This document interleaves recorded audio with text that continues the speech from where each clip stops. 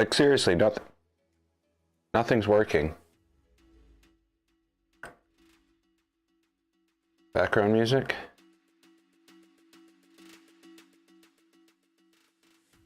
Okay, now I'm working. So yeah, that was fun. Afterburner. That's what we're doing.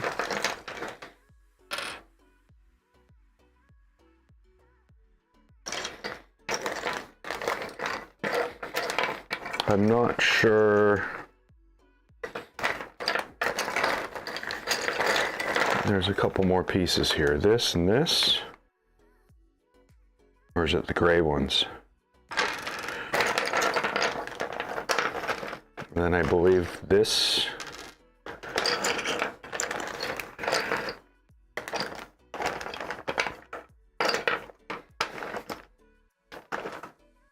Not sure if these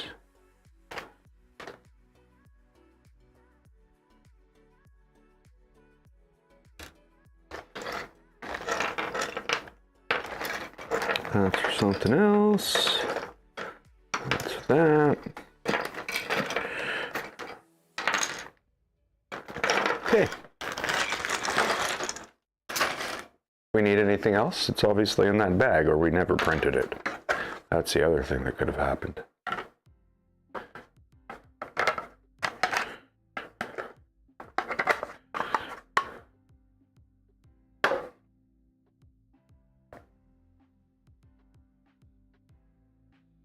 Okay, so I guess at some point when I sat down, this thing must have powered off. Okay, well, whatever.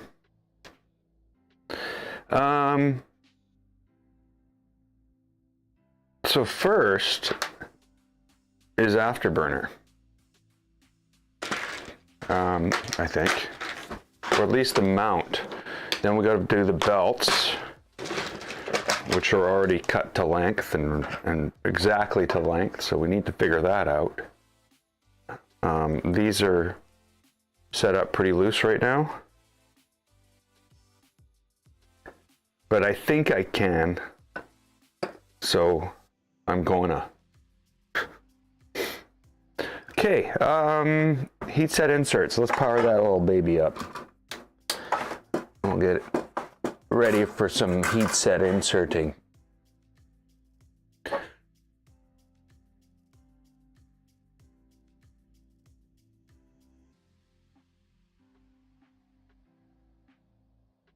What is that? I don't know.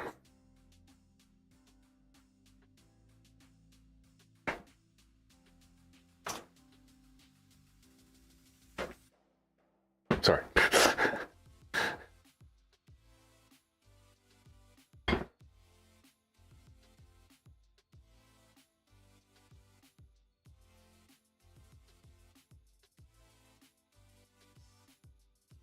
Okay, I'll have to read that after.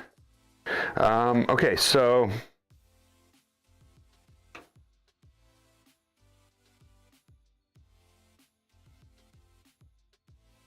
this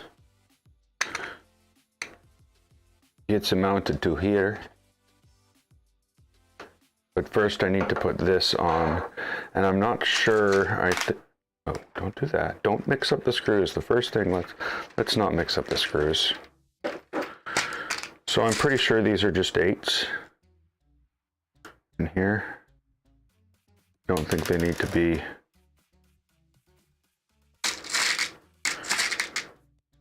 that deeply screwed in. That's probably stupid to do though. Like this should have probably been something I put on before everything was flipped upside down.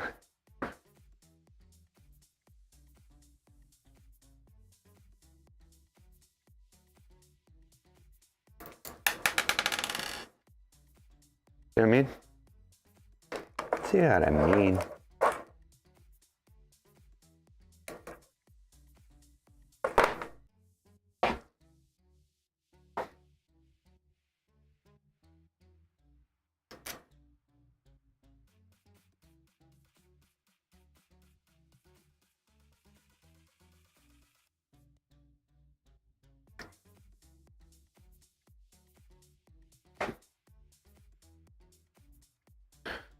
yeah, we're gonna be working in here. So let's see if I can get a good. Bad thing is the camera's like at the exact angle that the gantry's at.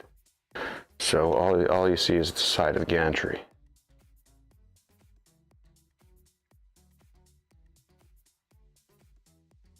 Better?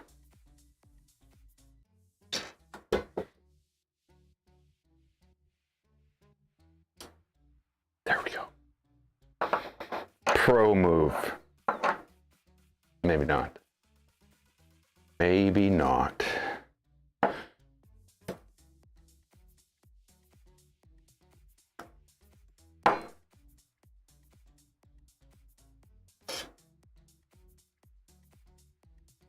So I was going to sit around today and prepare all the hinges. I guess what's going to happen is Nero's going to stream tonight, and Steve will stream at well, 1 o'clock my time tomorrow.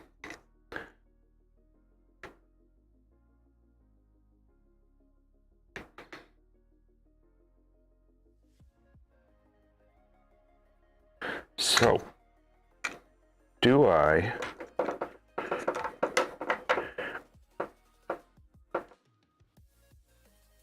I gotta push some 3mm. You know what?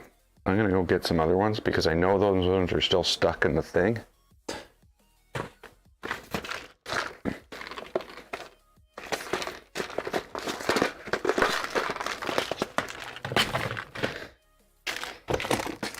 And we're gonna need inserts or insets. Oh, wow. Nobody knows I'm here.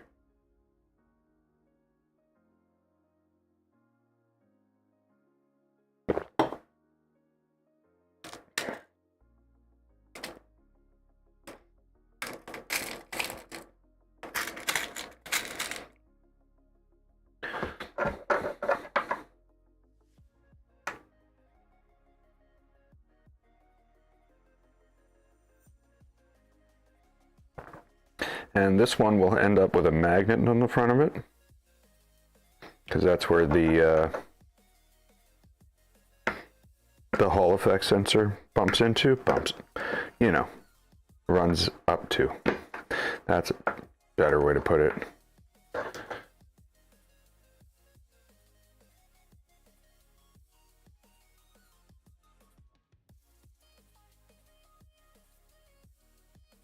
So that one goes through the other thing.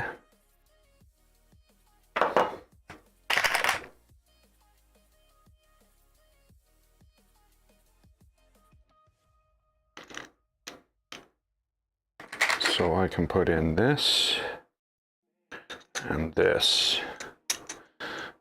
Of course, it would be nice if I moved this back around and we could all play.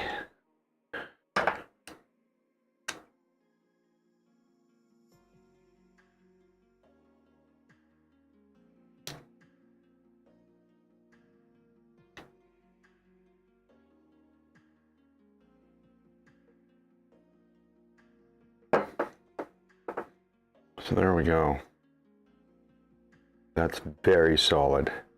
Now, what I think I need to do, pretty sure that's this. So I need, is that that? Is that that?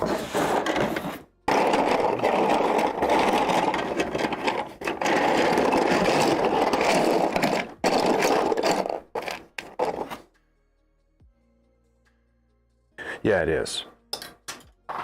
The other thing I was thinking of has screws, bolts glued into it.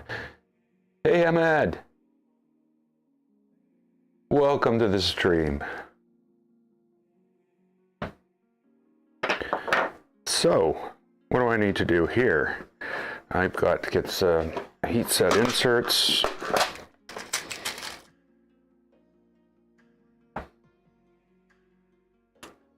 I put the pad I usually... There we go. Let's not melt everything.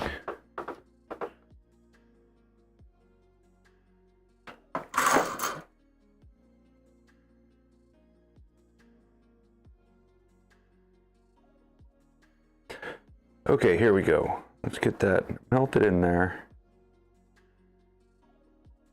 And then melt it in there, and that we can melt the Klicky. Well, I'm gonna have to put magnets in here and wire it up, aren't I?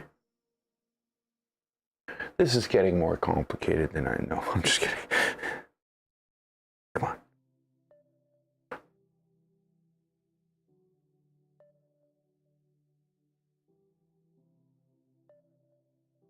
No, don't do that. Okay, there we go. Nice and melted. What's next? Klicky probe. So, Klicky probe. I have Klicky probe wiring.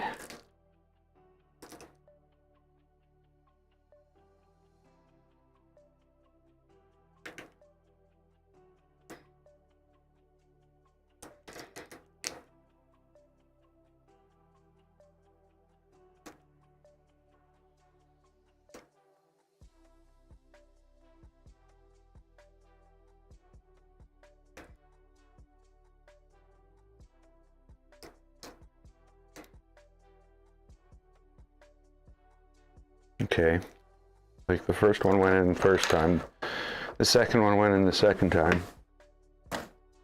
Well, I gotta get them both in at the same time. Let's take that.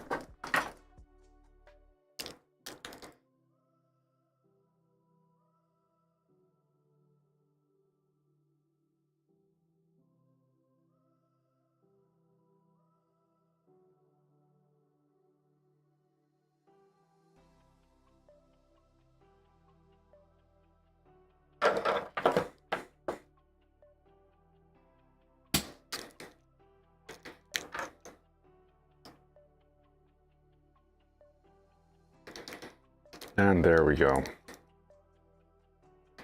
I just got to take these and tuck them. Gotta pull this through first and just tuck them underneath where the magnets go.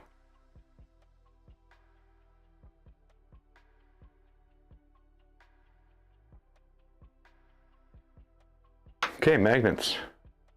Where'd you go? I think I must have put them all away. I don't see anything in here, so they've been added to the magnet stash. So with Klicky, and a mistake I've made on every Klicky build,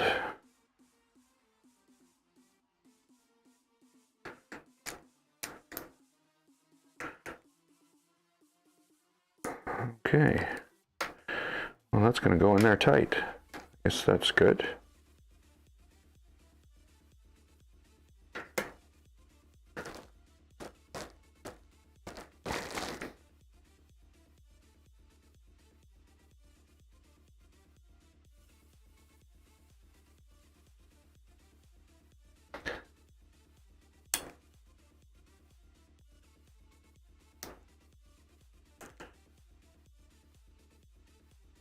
So these two go in the same way. And there we go. We've got our contact points. Thing basically looks okay there. So for this magnet, we reverse it. Now that's something I have failed to do on all of my previous builds, including this one.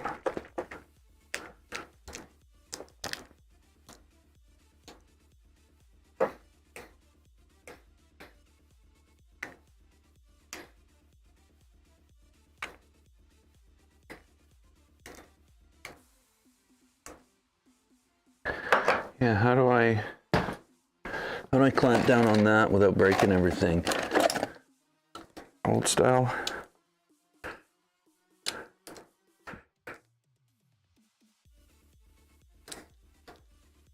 Hammer. It's hammer time.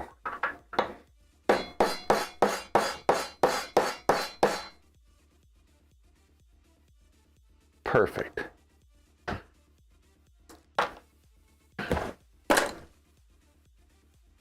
Get some ties to fix that up.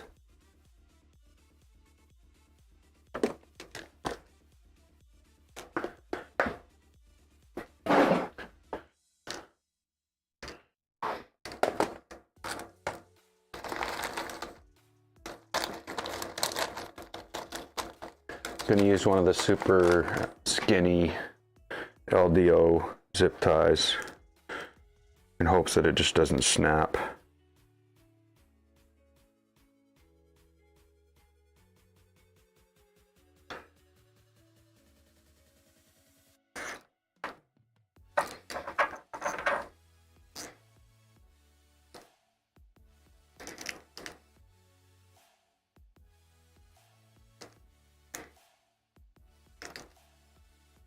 That should be good.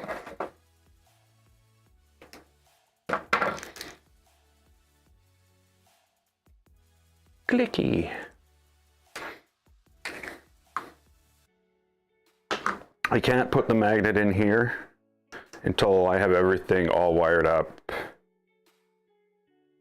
because the sensor will be polarized to the magnet one way or another.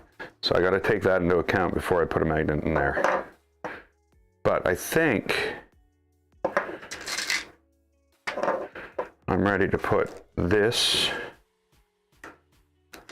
or mount this.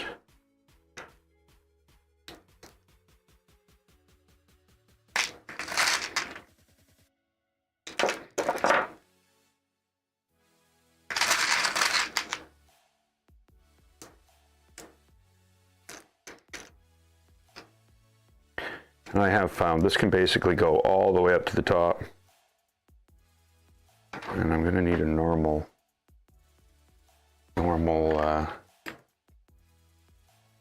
Allen key for this.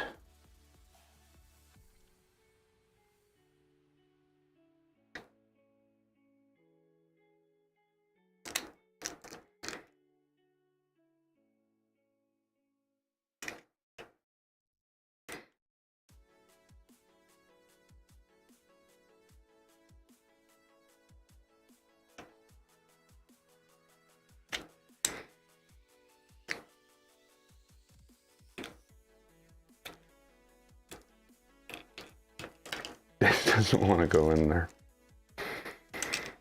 Okay, let's try that again.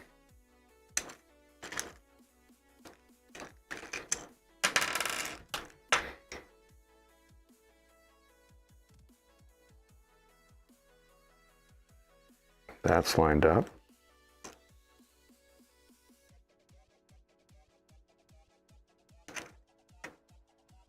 That's lined up. Everything's lined up. And isn't that all we really need?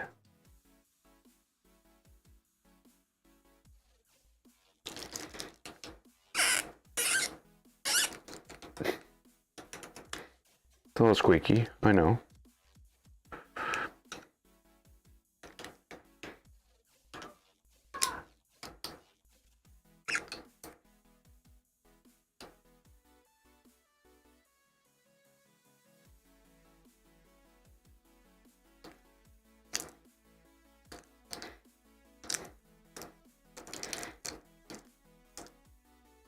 There we go.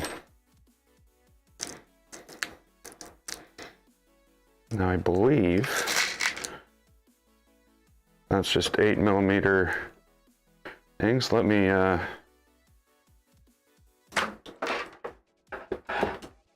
move you over here.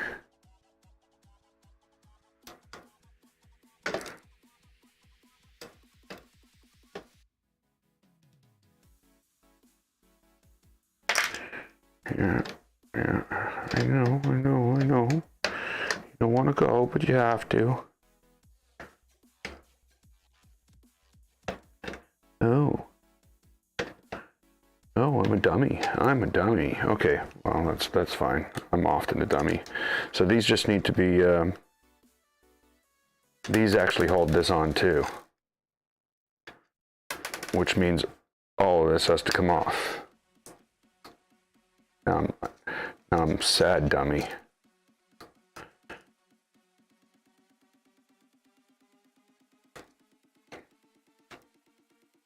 Come on, unscrew from the thing.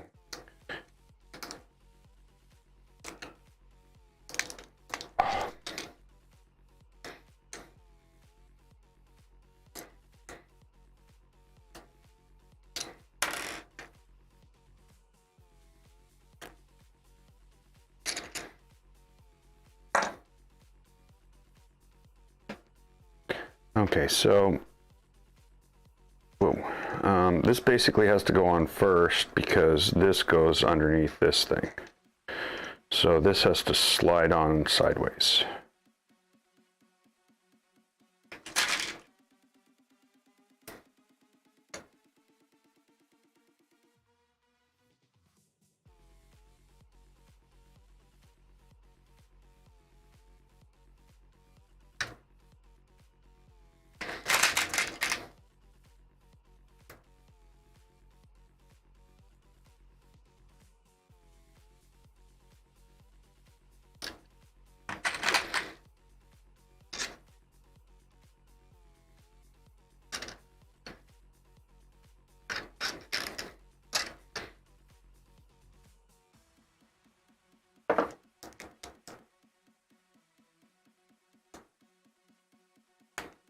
And then the other one has the 3mm nuts.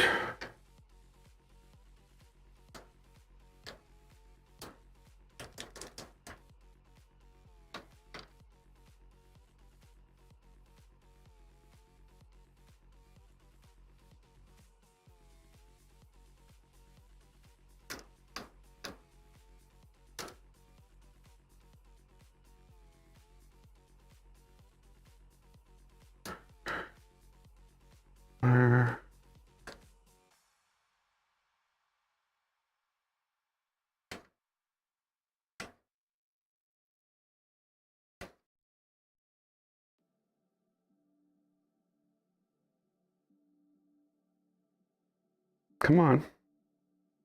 Yep. Oh, come on. Really? It's all just poking through the other side. Now, what can I get? Oh, I know what I do.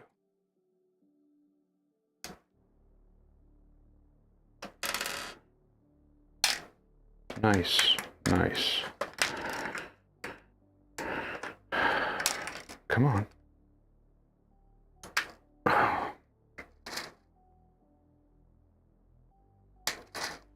Well, that one might be a goner.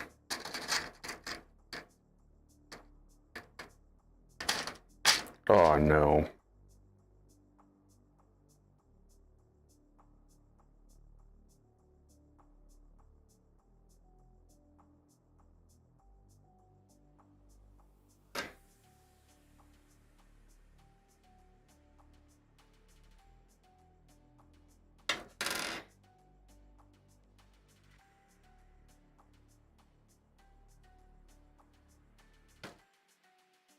Come on, seriously. You're a bolt and a nut.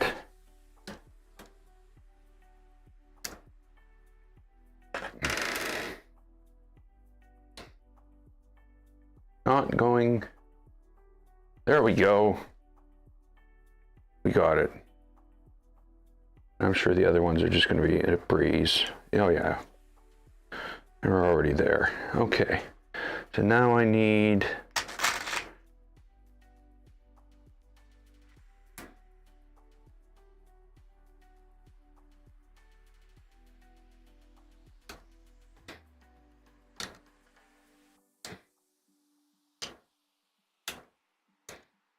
So there's Klicky, tightened up. And finally, wow, Lines up beautifully.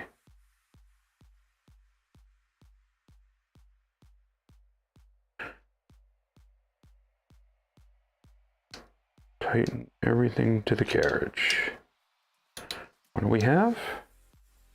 Carriage. It doesn't want to move. Why not want to move?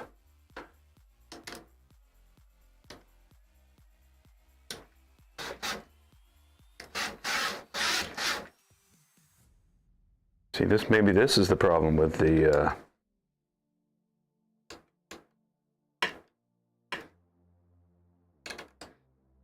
dual carriage.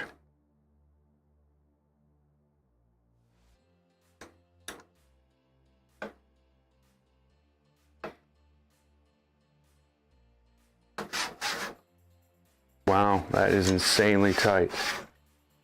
Why is that so insanely tight?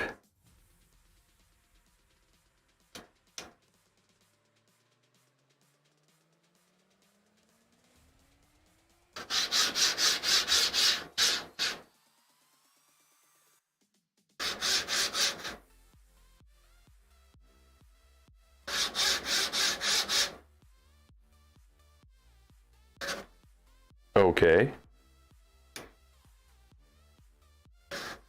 Why is that one bolt a problem? Is this bolt a problem? No. This bolt's a problem. Seriously, what?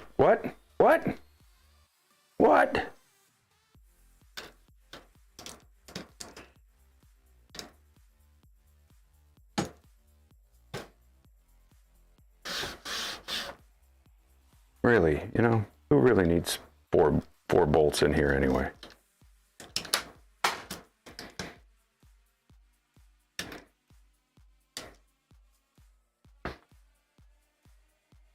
You might have thought I was kidding. Wow, that moves so much nicer. That's tight. That's tight.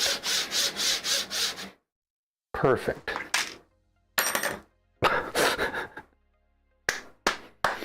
Okay, I'm just making it up as I go. Let's put some belts on this thing.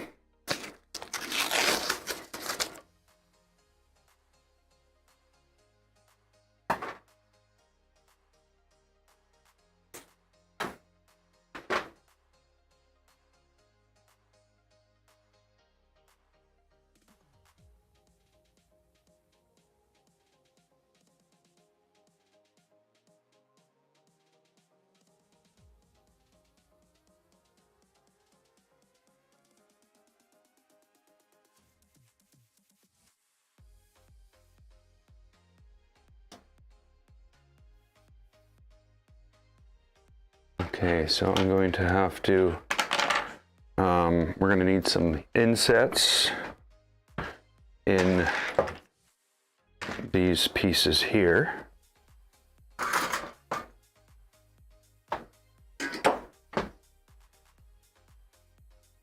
One soldering iron at a time, please.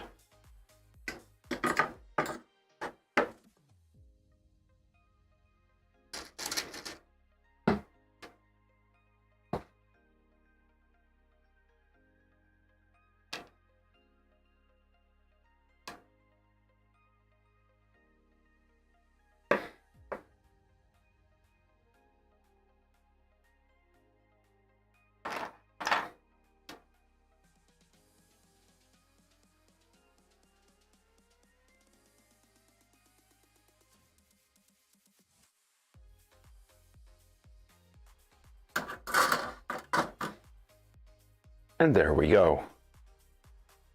These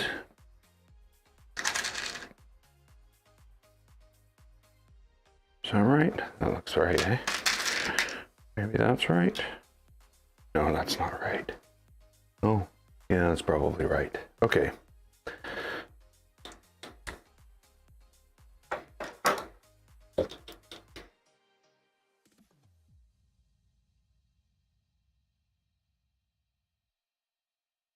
Now what I'm going to do, I'm just going to use a an Allen key or Allen wrench.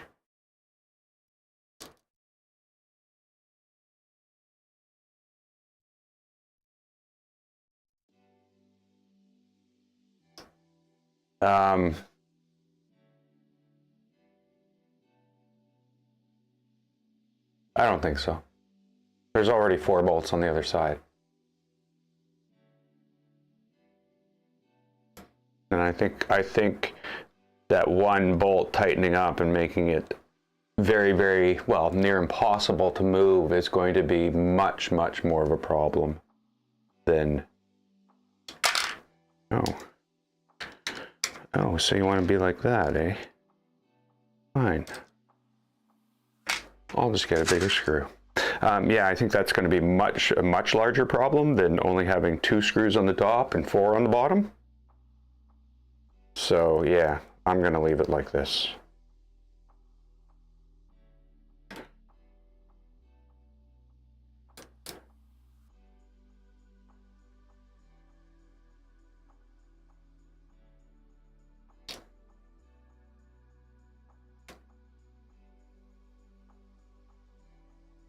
Okay,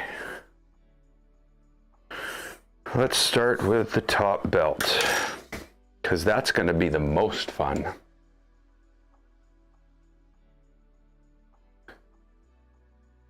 Oh no, this is an old dual MGN9. Yeah, there's another rail on the bottom. So yeah, I would agree completely. But if the other rail on the bottom wasn't holding everything in place, we wouldn't have that problem to begin with. You know what I mean? Okay, this is the thing that always bugged me, was how to get these through here.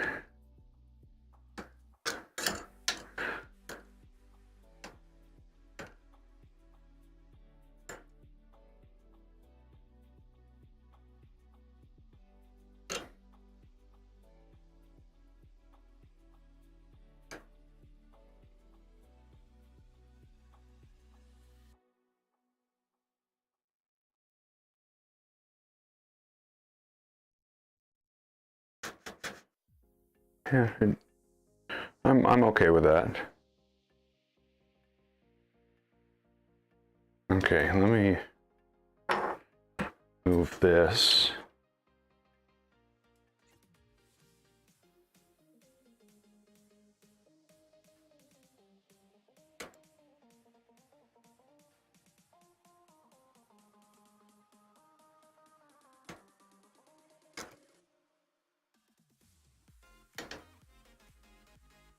Where's it going?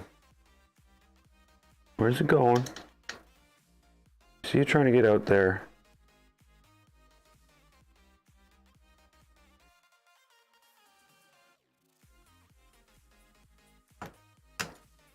Come on.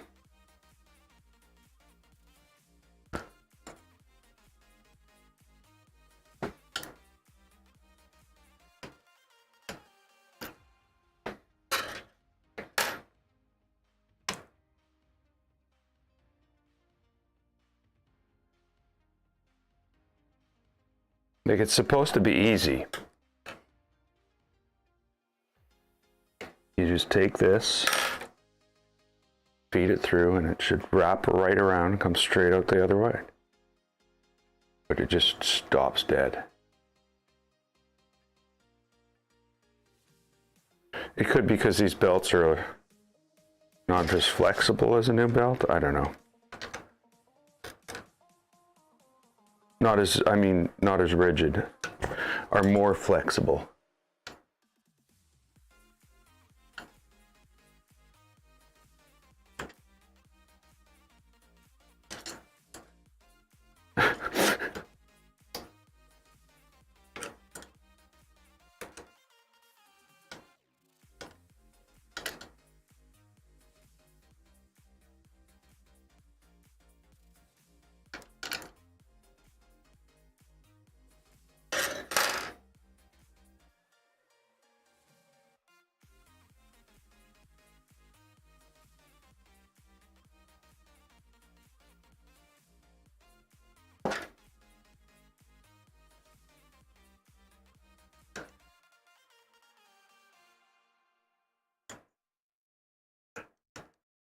I see it.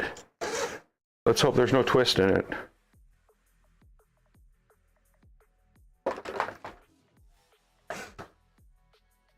Woo! Okay, so now we gotta take our other belt. And it's gotta come around.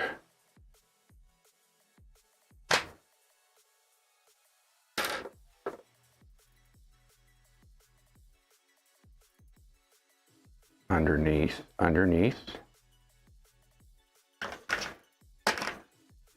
And now we both go back.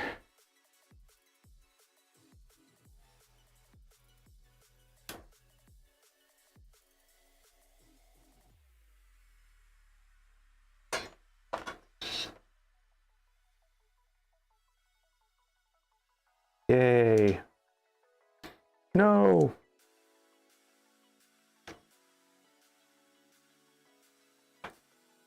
Get on there.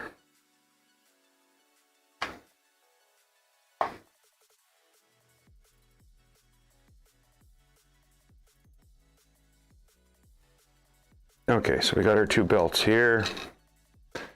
Guess I can just pull this up to here for now. Let's feed the back.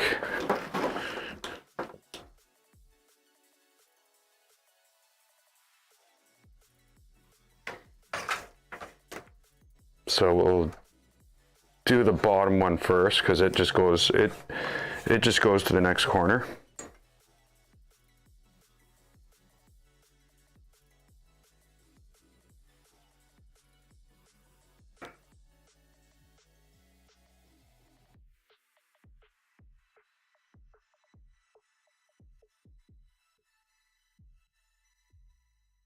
Wow.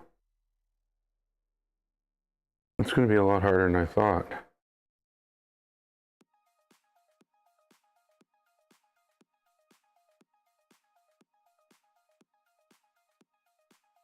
The belts have a natural curve to them.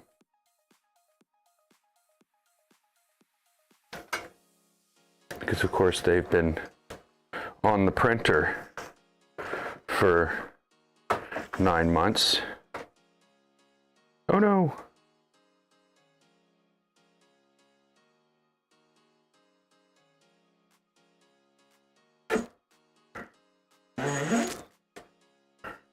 There we go.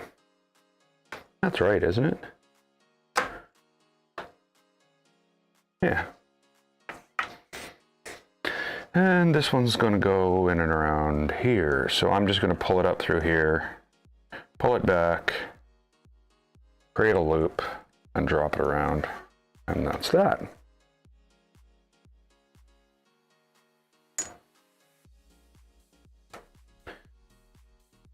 And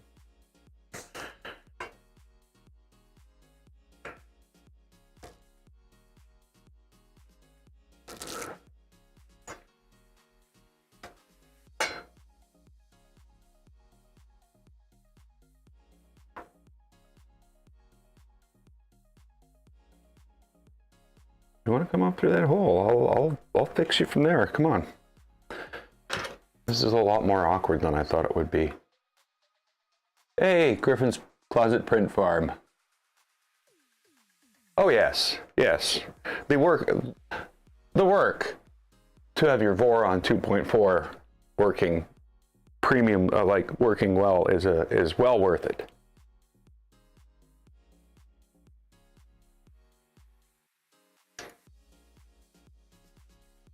That's why this guy deserved to rebuild so much.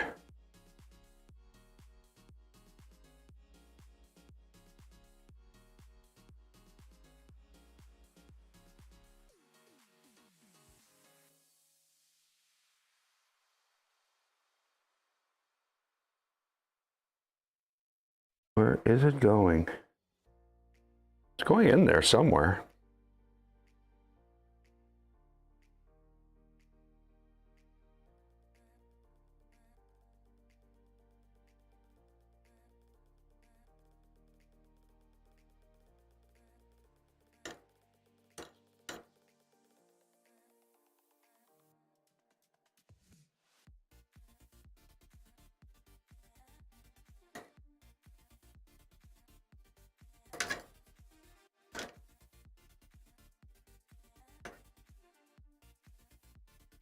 Come on, through the side.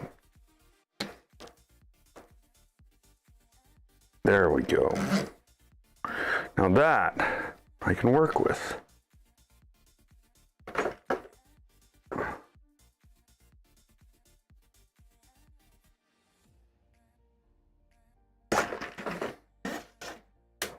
Woo! Nope, don't do that, don't do that. Okay, so now, again, same thing, we'll just create a loop. Actually, I'm just going to push this through and create a loop.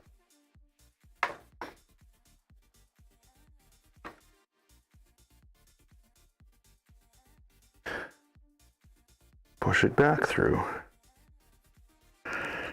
A little bit more difficult with this one with it, you know, insisting to go another way with that curve in it.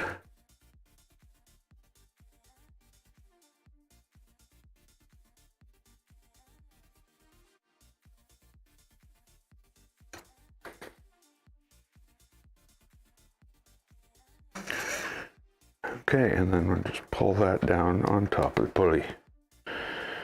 There we go. That's totally wrong. Yay! Now we'll pull it all out.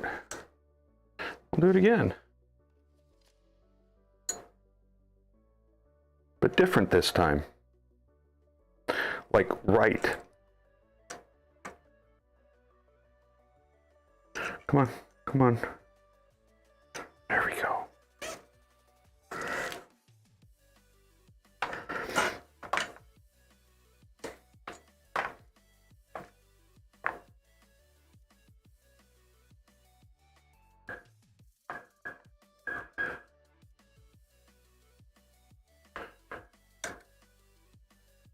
Come on, cooperate. There we go. Perfect. And this will be easier. Why is this so much easier? Why is that one so much closer to the edge than this one? Actually, you know what? I should fix this first.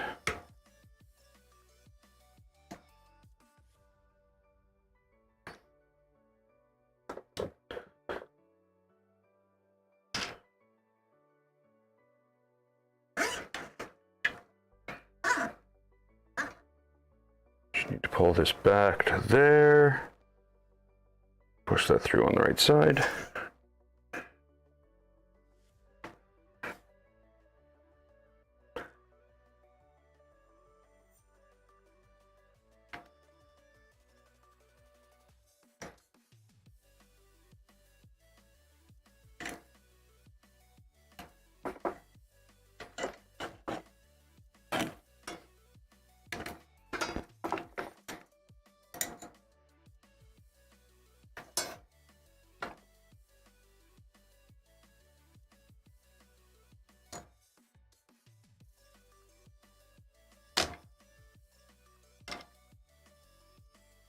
Okay, so that's the one going direct around the tensioner. This one goes directly to the other side of the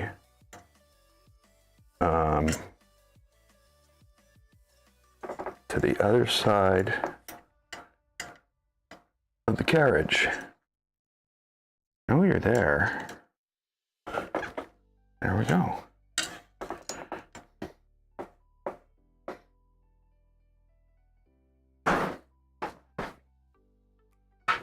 See? Easy, easy peasy.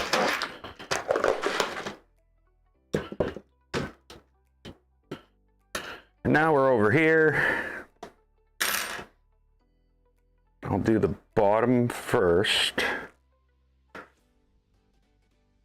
Oh, actually, no, I'll do the top first because it's just a matter of that.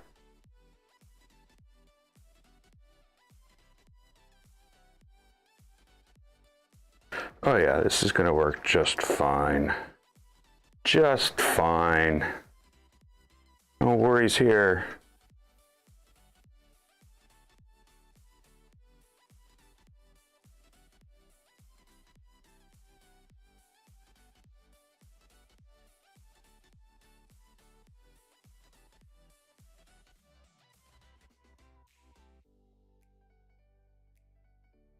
Still working up to a Voron build. Yeah, so I'm going full circle now. This is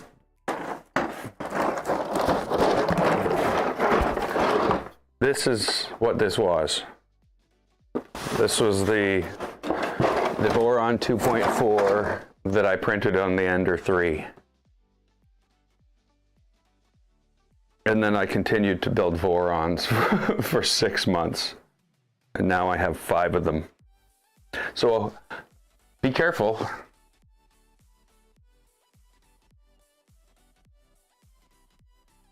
Once you're in, it's hard to get out.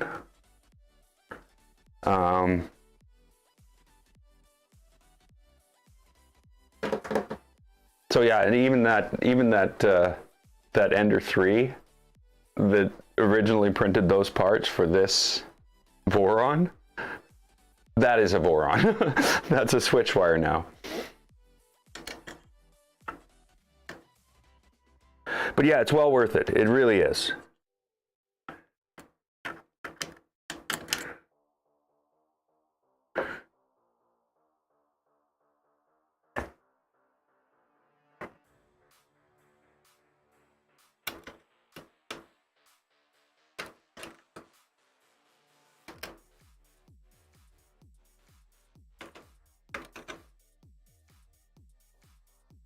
Okay, I'm going to try this. Let's take that out.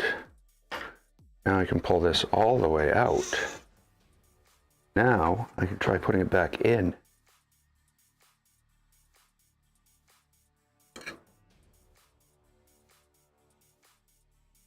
Somehow getting it out through that hole.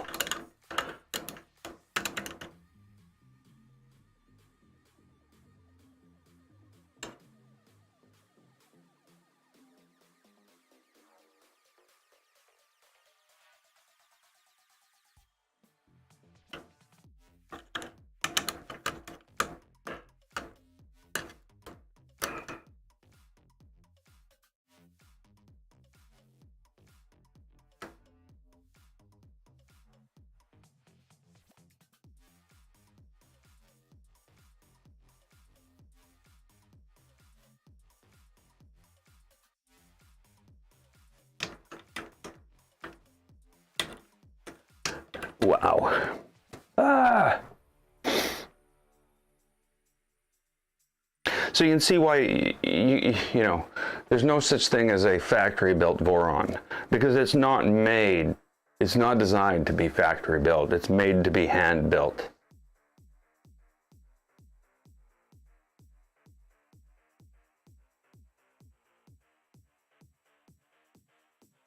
Three FDM and 2 SLA printers. Yeah, I've been avoiding the SLA. I want to get one though. I just don't want to deal with the fumes, even though I print in ABS.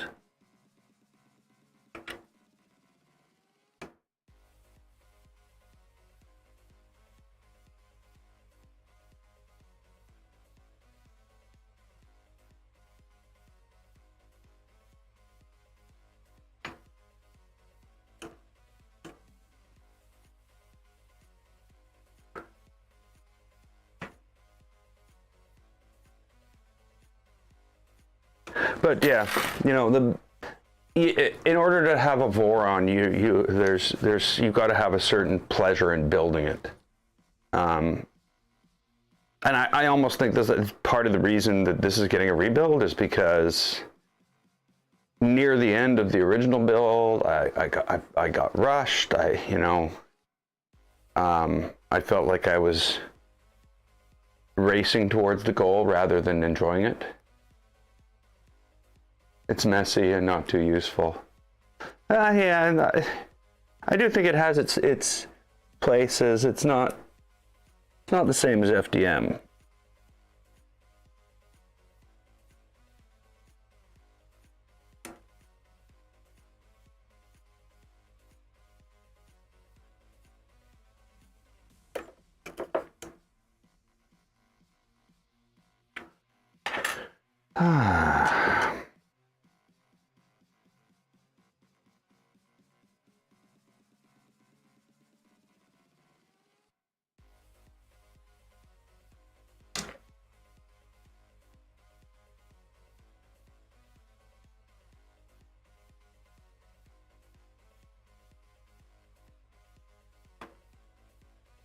That's not it.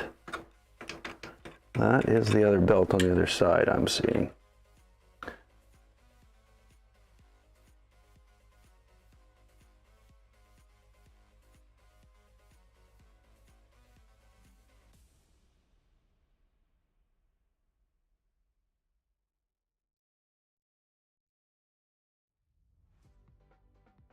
Oh, it didn't work either. It's always a tough one. Oh yeah, exactly. The minis thing. I subscribe to, I can't remember his name. The Scenics guy. And everything he does is basically in all those little miniatures. It's mainly painting. I wanted to figure out if I could do that. Turns out I can't.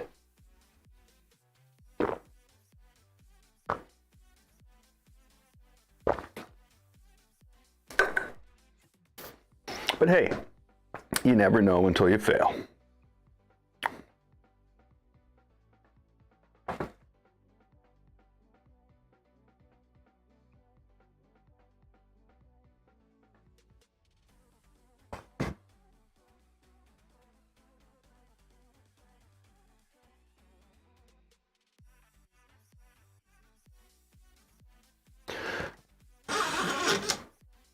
Now, is that on the right side? It is.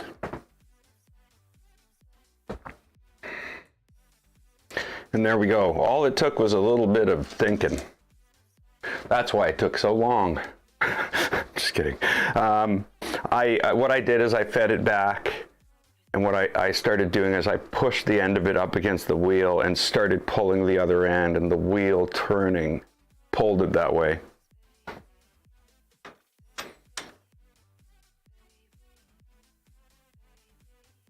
I do know why I didn't think of that to begin with.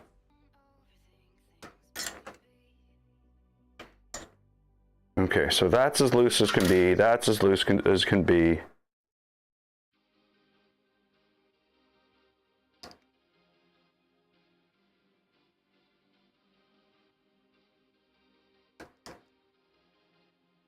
Come on.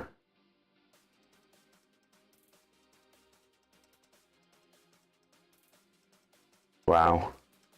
Awesome.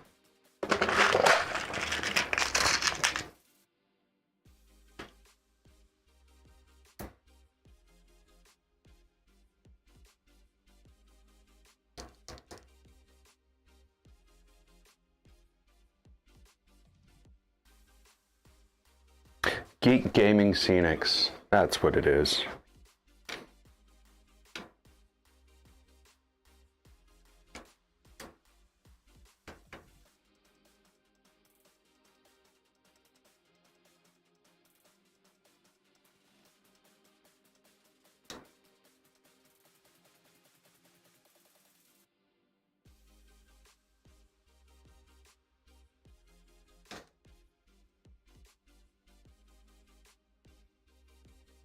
Okay.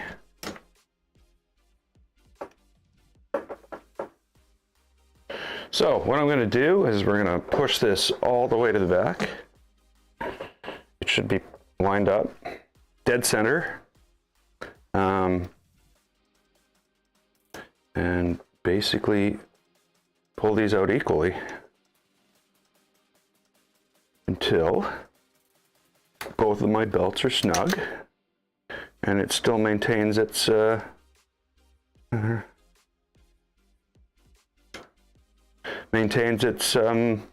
squareness.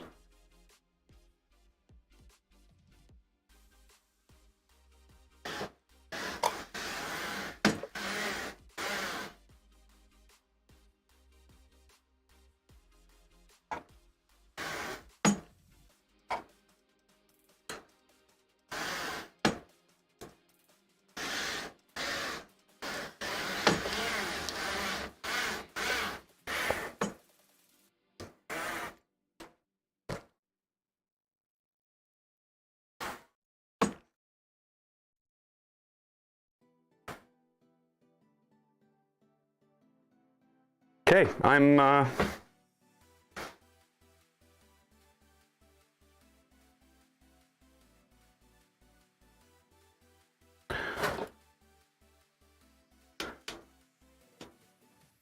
tighten that up a bit, loosen that up a bit.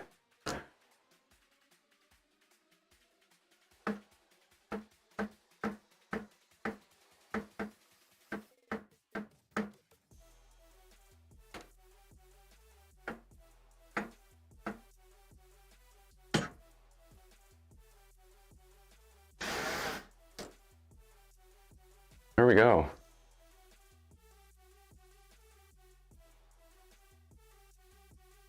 Oh yeah, lots of terrain. Terrain and little models.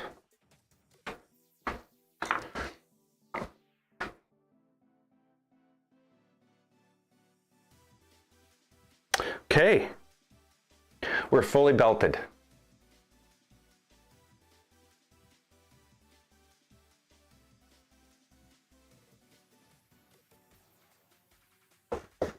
So what we need to do now is put an afterburner on this. I mean clockwork. I need to build clockwork. Let's build clockwork. I got a bunch of stuff. I think I can do it. There's this damn cable though.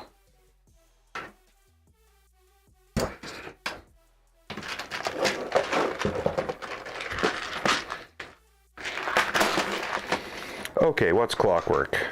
Seems to be this thing, these things, and this thing.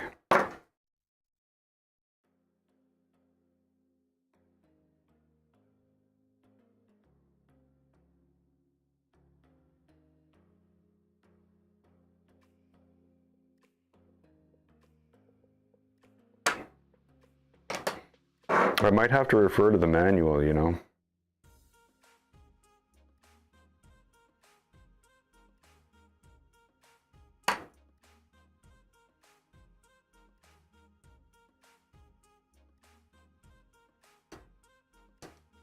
Yeah, let's see what the manual has to say about this clockwork thing.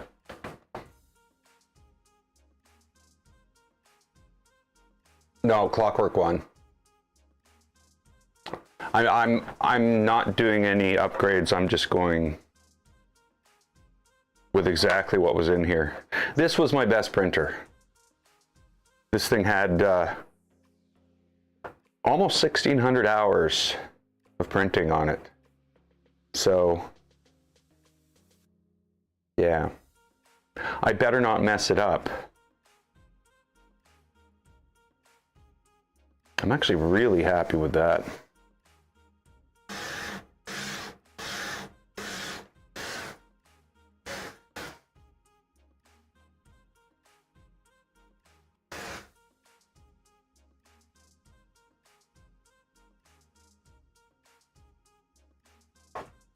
Okay, manual, it's gonna be in the folder with the stuff. Projects, Voron 2.4 R2, manual.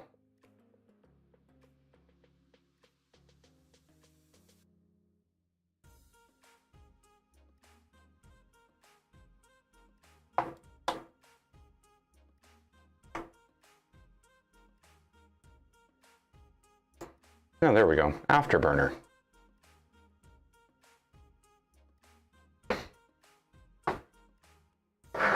So the first step in Afterburner is to pre-burn all the insets into it. And that starts off, from the sounds of it, from the looks of it, with a couple of them here.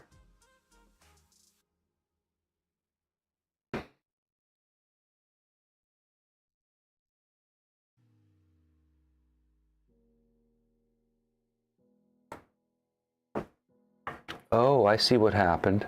I was wondering why this is melting into like it's not there. It seems I dragged the cord across the power dial and moved it from like 2.5 to 3. So them insets going real nice. Next one's up here. And then they talk about one on the side, but I don't have a tool head board, so.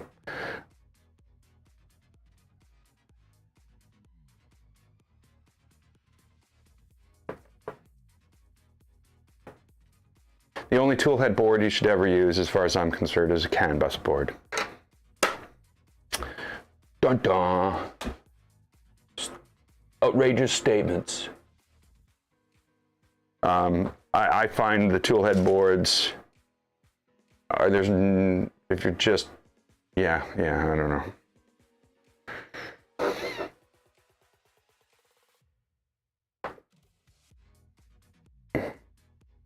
That's right, eh? One in the back, one on the side.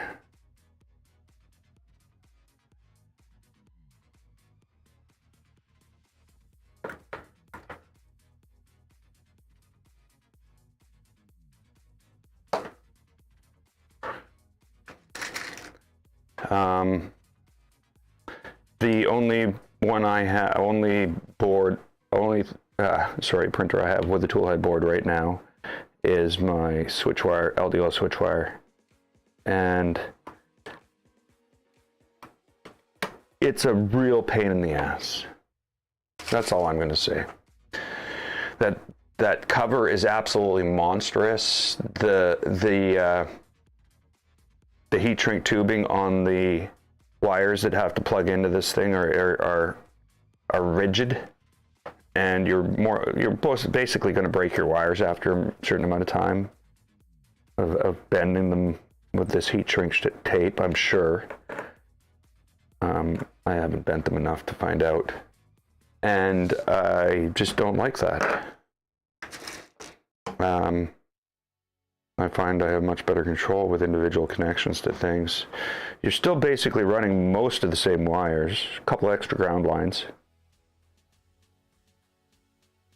And actually, you could avoid that without a tool board, just by running a single ground and the lines you need and breaking it up from there. Yeah, CAN bus is it's there. I see it in the future. I'm going to be doing something with it. I just don't know when, and I don't know what that thing is going to be. Right now, I've got so much lined up. It's just like the Legacy build, the Mercury, the Zero-G Mercury build. I've got a Prusa MMU2S or something like that. It's a generic copy, but I got one of those coming that I'm going to mess with.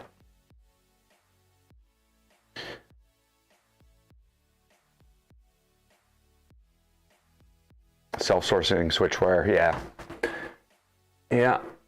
It's oh, I didn't pull that out of the bag.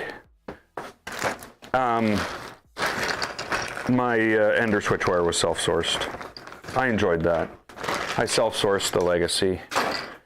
The Mercury, I'm going to self-source that too.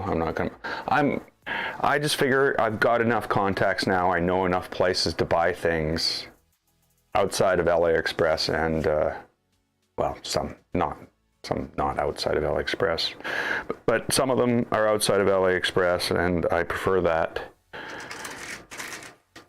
Not that Amazon's any better, you know.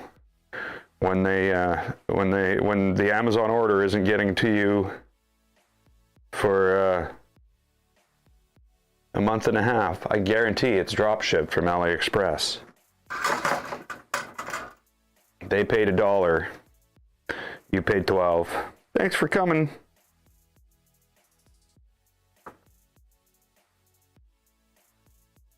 But, you know, the bed coming for the Legacy is from some metalworks place.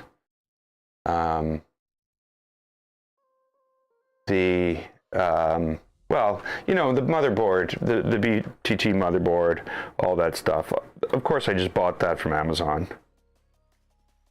I would have loved to supported a local, you know, Spool 3D or Sparta. But when you go there, they never have any of that stuff in stock. Or when I go there. Other people have obviously bought them, so. Though I did get motors from them this time. Oh, and I'm swapping out the motors for the Legacy already.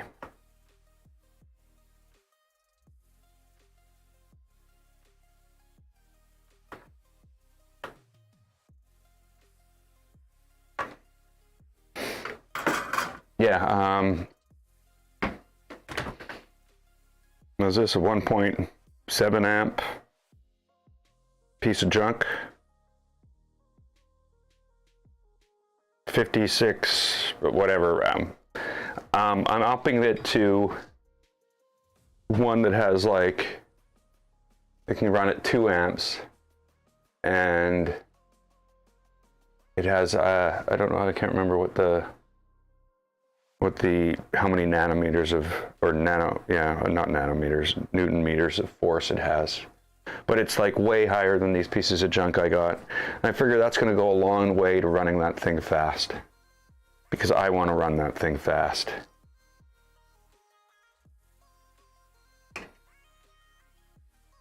Okay, so I've obviously put this upside down.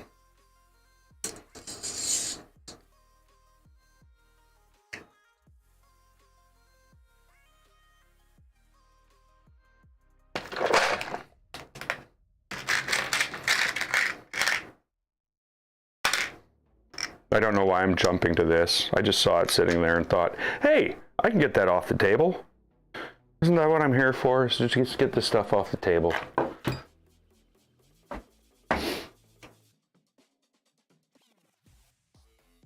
Yeah, they charge you markup, yeah.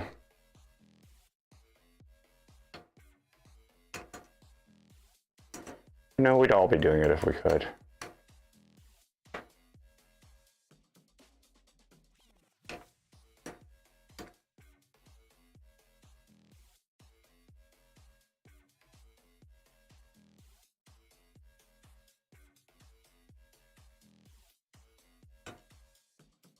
But, you know, the people who are, from what I've seen and from what I've heard, I was watching something with Stefan from CNC Kitchen and how he tried to get the brass inserts they designed onto Amazon. And basically what happened is all the other companies that are selling brass inserts on Amazon went after them, literally doing anything they could to pull this competitor off the market. And they did. They got them banned. But in the meantime, they had hundreds of dollars of their stock stored in an Amazon warehouse, and Amazon wasn't giving that back. Like, so it's like, as soon as you enter the marketplace on Amazon, you have all the bad people, all the bad stuff come straight after you. Oh, I guess I got another inset to put in.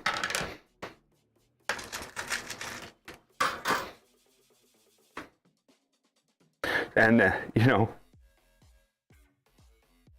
he never got that product back on the marketplace. Let's not do that like that. That would be a way to burn your hand like a stupid person.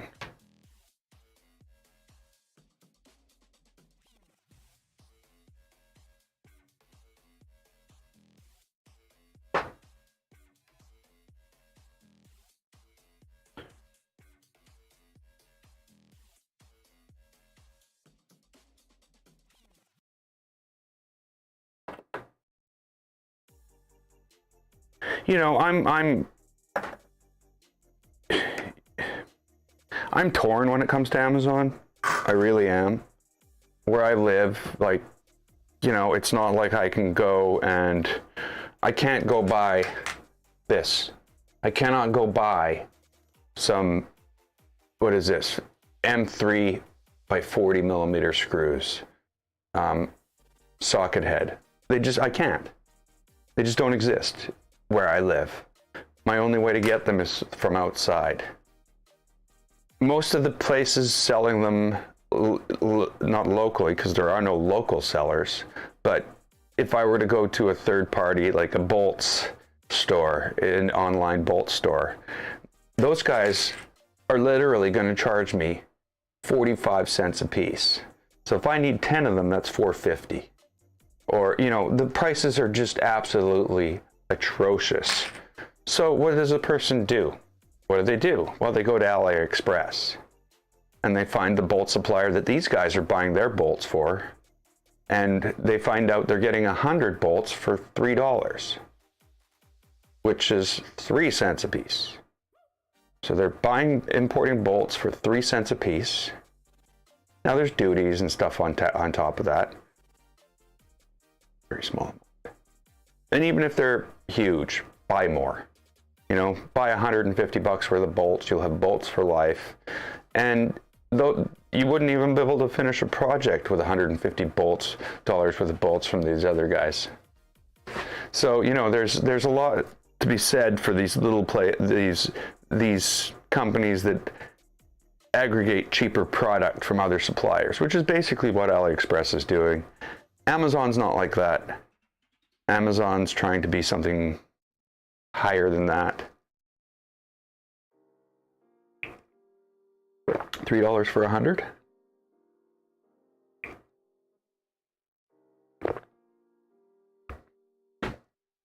$0.003.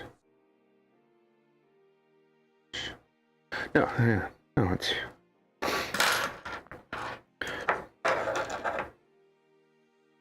So yeah, but the difference is crazy. Like I calculated it out, and I basically found that in Canada, people who are selling bolts and stuff like that probably have a 10 times markup. So what they pay 30 or 3.5 cents for, they sell for 35 cents. Now some of them may not be as bad, and some of them might be selling for 20 cents, but some of them are worse. So that's the on average. The other thing I find is some things are just so damn hard to find. I have a number of projects going right now. Nevermore is going in here. Actually, I don't know if it's Nevermore or Rebreather. I'm gonna have to see what plays well with the piston-driven bed lifter thing that I'll be installing. But yeah, it's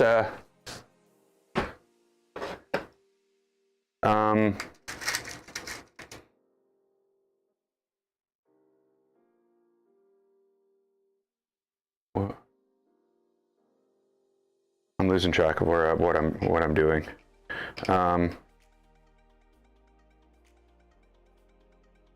But you know, I also have problems ordering locally as well. Not to say, you know, I'd love to order from a Canadian company, but these two motors,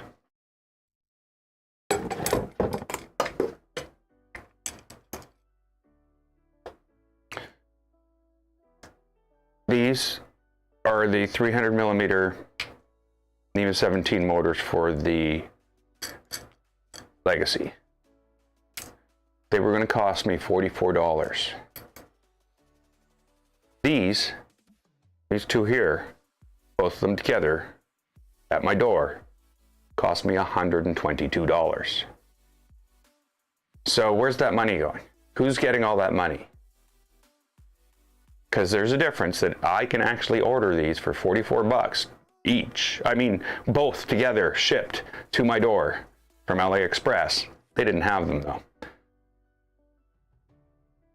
And couldn't get them to me till November, so that was a no-no. So what's the deal? You know, I don't understand why it's that much more.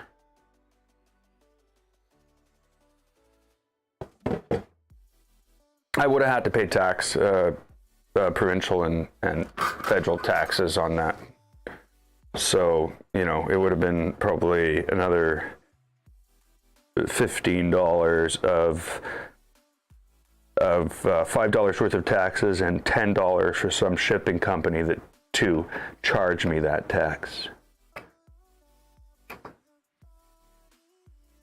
So yeah, we can all probably agree that, you know, there's evil out there.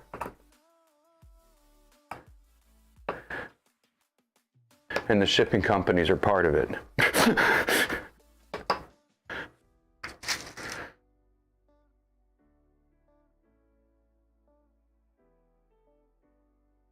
Like, I literally had UPS. They delivered something 15 days early. Literally 15 days early. I was on vacation when they delivered it. It wasn't supposed to be here for a long time. Hi, Robbie. Welcome to the stream. So 15 days early,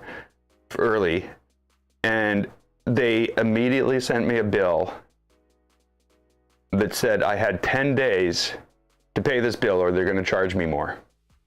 And that bill was made up of $4.41 of Canadian taxes, GST and PST, plus $10 for them to charge me the GST and PST. And then, to top it off, I went to my UPS account to try to oh, I guess I'm not Robbie's friend anymore. Oh. To try to pay it, and they wouldn't let me. My only way to pay this was to write them a check or send them a money order. You know, do you want to be considered evil? Because that's just bloody evil. Your only way to pay us is a check or a money order. You got 5 days and we start adding more to this account, more to this bill. Like, really? And the only people who could actually step up and do anything about this is our government. They've got to regulate how much can be charged. How much can people charge to charge taxes?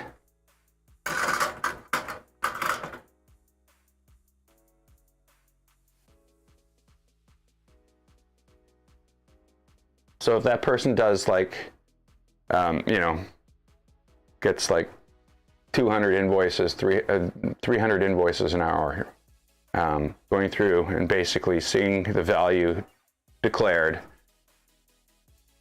and putting it into a computer, the person doesn't do the math. That's like, these, you know, it's insane. It's just absolutely insane. Oh, I'm Robbie's friend again. Awesome.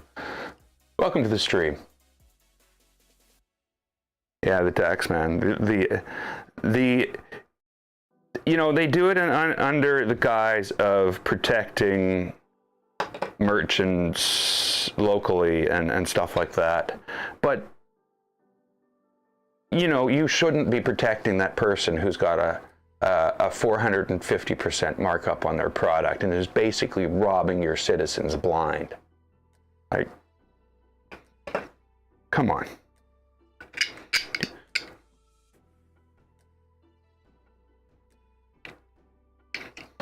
Yay!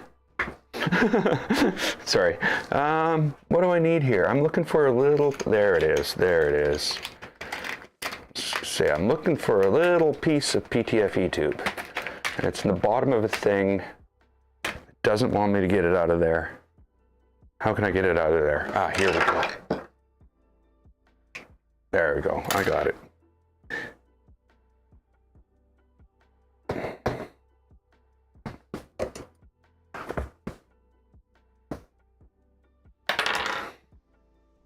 Okay, so I'm going to need that. We're going to need this.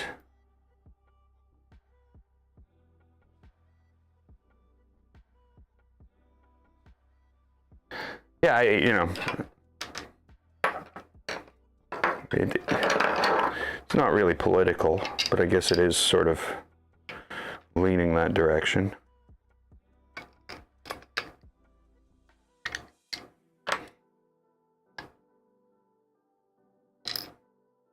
Oh, now we need that screwdriver, don't we?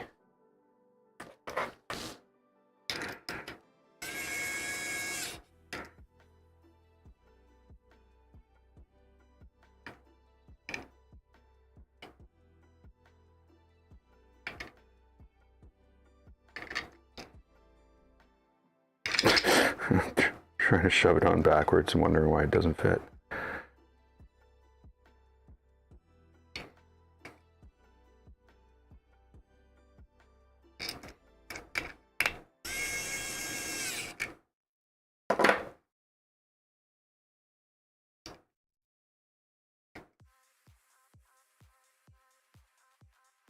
It's all burnt up and cracked. I don't want to move it because I'm afraid it'll just crumble. But that's okay. Oh, the macro worked out? Awesome. Yeah, I found the Klicky config for the switch wire was just out of the box, out of the kit was just whacked. It just didn't make sense. So the changing the order it was doing stuff in specifically for the switch wire made a lot of sense. And then the custom homing, it made it quick. I really liked that. It worked. It turned out really well, and I'm glad you liked it too.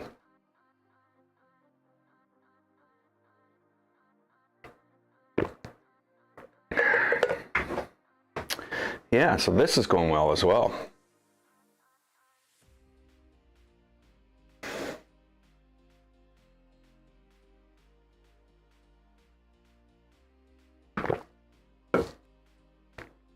So yeah, I guess I basically ordered chunky motors like the Moons here for the Legacy. Okay, so what does the next instruction say? Put the thing in the deal. Oh, it's M316s. Okay, I can put M316s in here. I own those.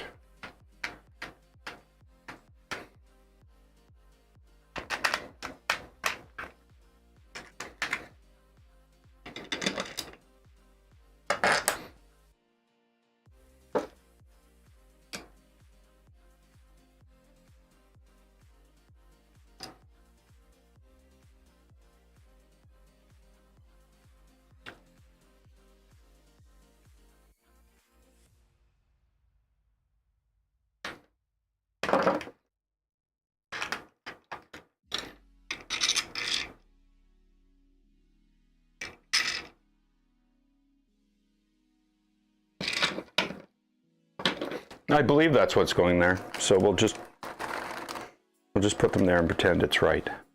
I don't know if these are going to fit. Nope. So it's the crappy LDO ones again. I say the crappy LDO ones, I gotta stop saying that. LDO didn't make them, they just selected them. So let's change that from saying the crappy LDO ones to the crappy ones the LDO chose.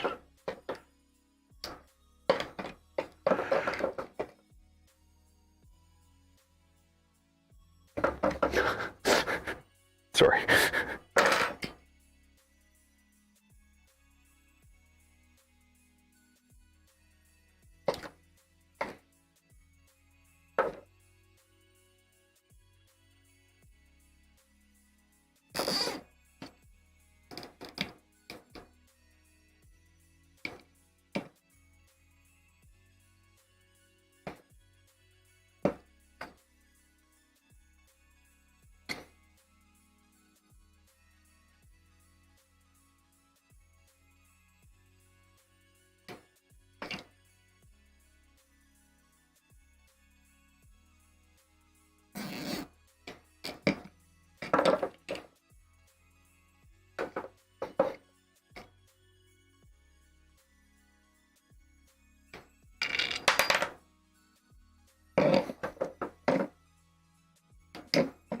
Yeah, see what I mean?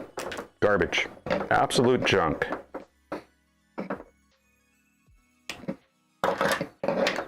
Well, one worked.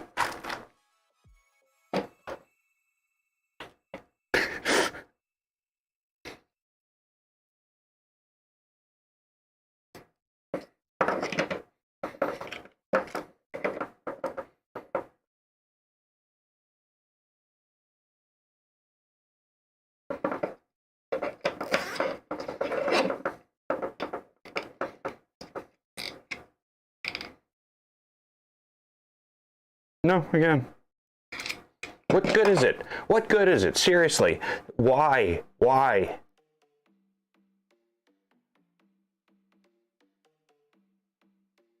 Okay, and now it works.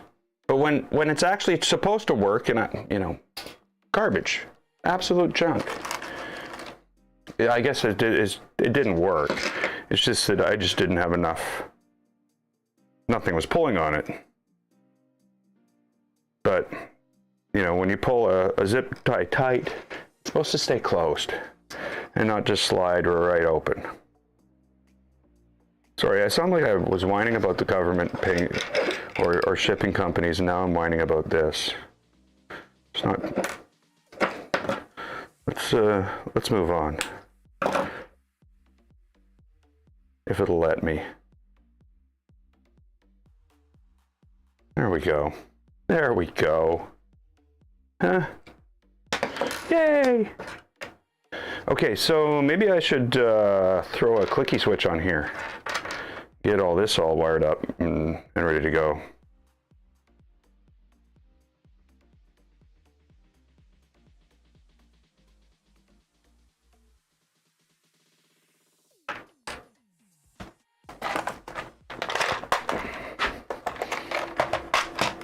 Whoops.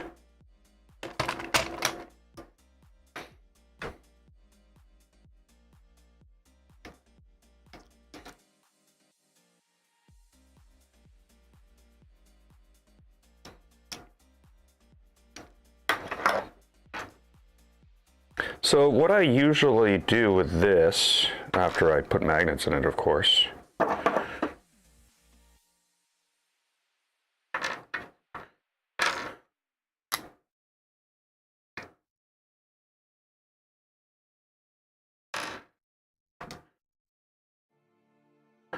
I will admit, more often than not, these get glued in.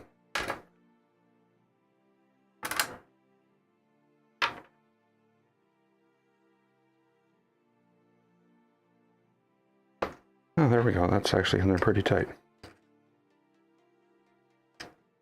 And how in God's name is it completely wrong? I have no idea, because of course the last thing I did. Okay, let's glue that in. And now that I know it's the right way, let's drop some glue on that. Oh, don't do that.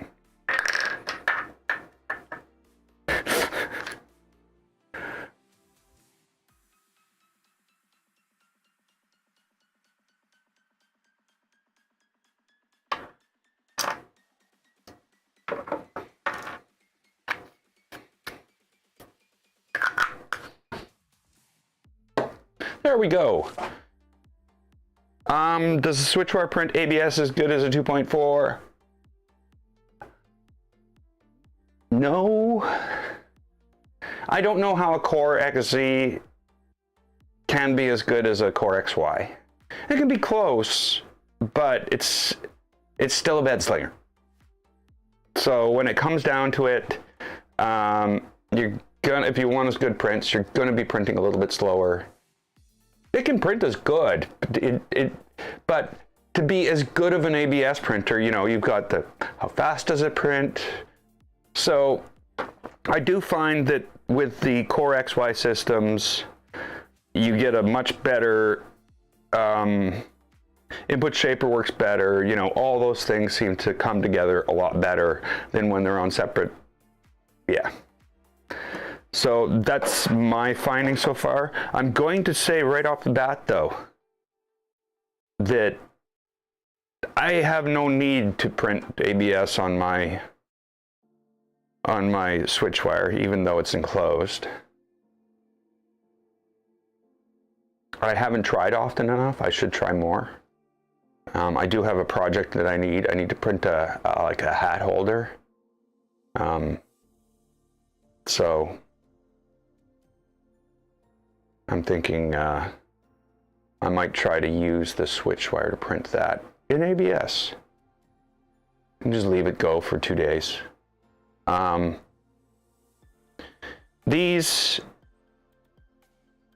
They're just more robust, more solid. They have better leveling systems. They have true leveling systems where switch wire you're using meshes. So, you know, yeah, everything's just a little bit better on the 2.4. That would be bottom line, I guess.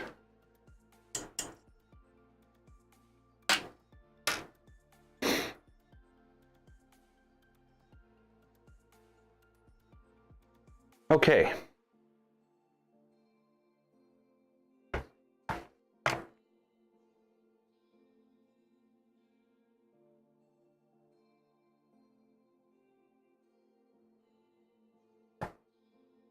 Really? Oh. They got me building this backwards.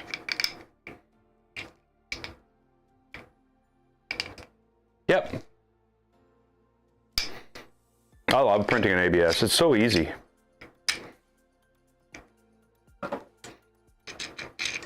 I hate PLA. PLA is the worst thing you can print in.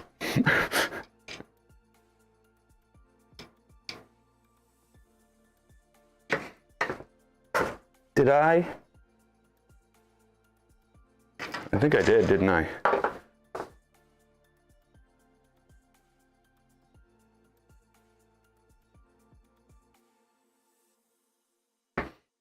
I might have forgot 2 heat set inserts. I prefer printing in ABS and ASA.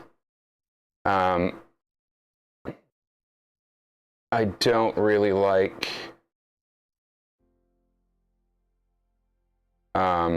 PETG and PLA. You know, PLA is okay for toys.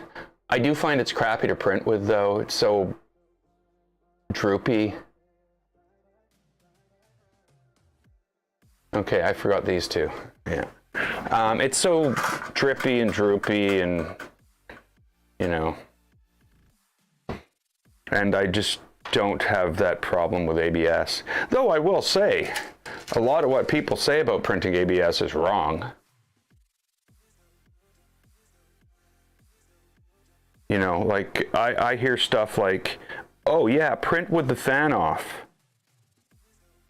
Well, no, don't print with the fan off, would be my advice. Print with the fan lower. You know, I print with 30% fan with ABS.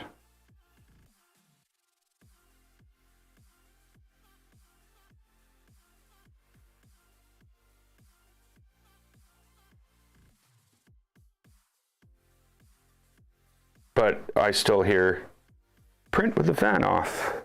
Well, yeah, your parts will be harder, and my thoughts on PETG. Yeah, we should recycle more of that shit.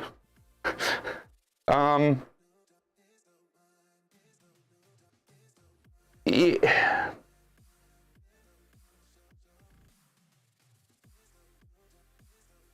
I don't really have any thoughts on it, to tell you the truth. I've printed with PETG less than anything.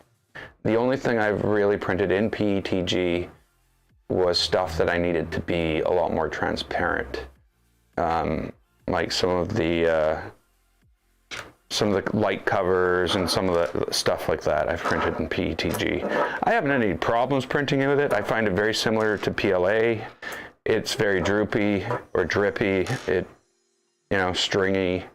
I never have ever have stringing on a part like this. Like these come out perfect. They come out like this. You know, these come out exactly as you would expect them to look. I haven't had that experience of PETG and PLA. You can get them good, but you can't get them as good as you can ABS. Again, my experience. If I were to spend the time, you know, I can't say that I don't have really good PLA prints.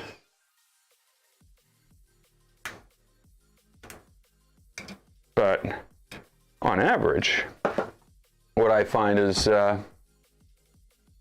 everything I print in ABS is better. It's more, it's like real. You know what I mean? I can't explain it any other way. Oh yeah, yeah. As long as your printer's somewhat enclosed, the better you're gonna get better with better enclosure. I'll tell you that right off the bat. I know that from experience. All that plastic in that box that was just taken off this thing was all printed on an Ender switch wire in a tent. So yeah, it's much better now.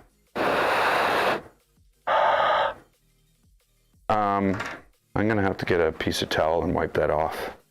It's still covered in wet glue.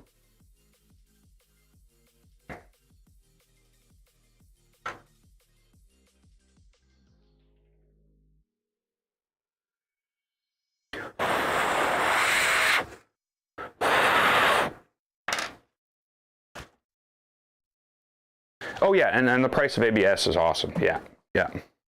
If you want good PLA and good PETG, you pay more than, like, you can get cheap PLA, but it really is cheap PLA. It doesn't print as good. If you, yeah, so yeah, there's just so many factors that play into that, though. Like, really, you know, even me saying this, and as I'm saying it, I'm thinking, well, you know, you can definitely do some pretty big PLA prints. I just find it so non-functional. Like, I have built a printer from scratch, designed and built, and I use PLA. I thought I knew what I was doing. This was ages ago. It actually printed something too. I printed this with it. So it was a dual, I guess an IDAX. Well, it was a machine that flipped and flopped back and forth between colors through two different print heads, using a servo. And it was pretty cool. I got one print out of it. Before I was like, oh, the bed's warping. Oh, I shouldn't have used PLA.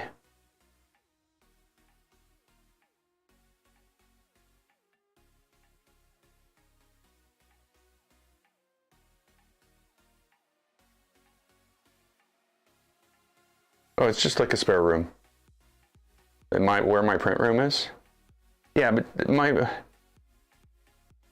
you know, like right now, my other printer has been rolled into the living room on basically it's an IKEA style, it's a lack table, which has been doubled up, squared, and has wheels on it and has a ton of weight in the bottom. Filament storage. And there's my Trident sitting on it right now, printing the upside down electronics holders. So, you know, I roll my big printers around. They can't be in here right now printing because too hot. You know, already the lights and everything already get everything too hot. But mostly, yeah, they sit in here.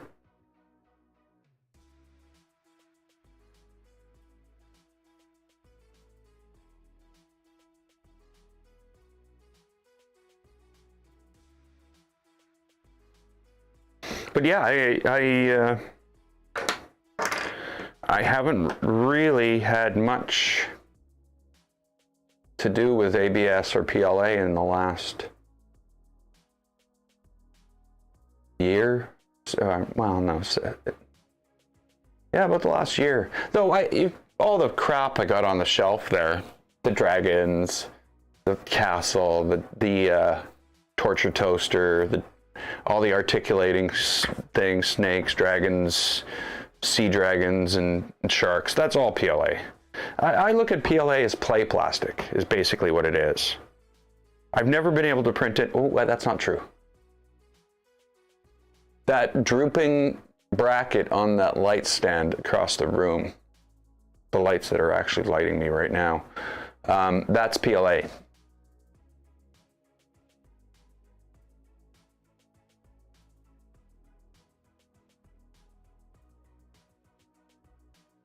Sorry, it still works. It should really be printed in in ABS. It would work better. Okay, so that's this. Don't like the way this looks, though. I almost want to reprint this. I don't know why I got that bad. Oh, I do know why.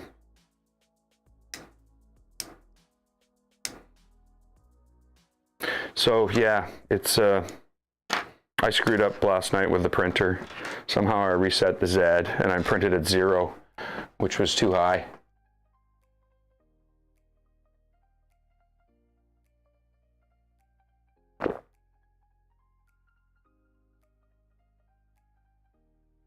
Okay, so that's the other thing about printing in ABS in an enclosure.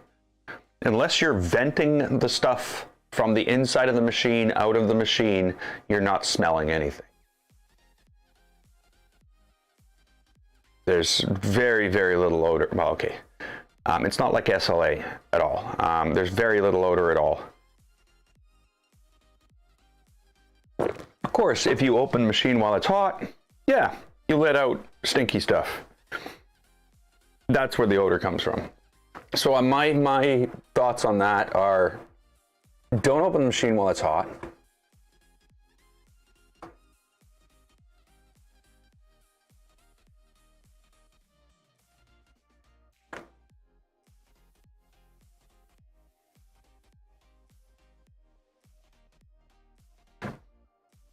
So yeah, I print anywhere. I have no problem.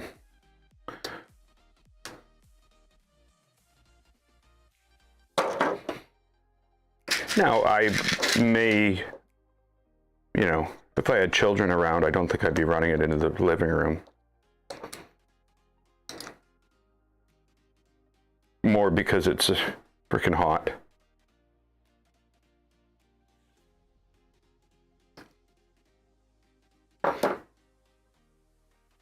Probably shouldn't tighten that up all the way.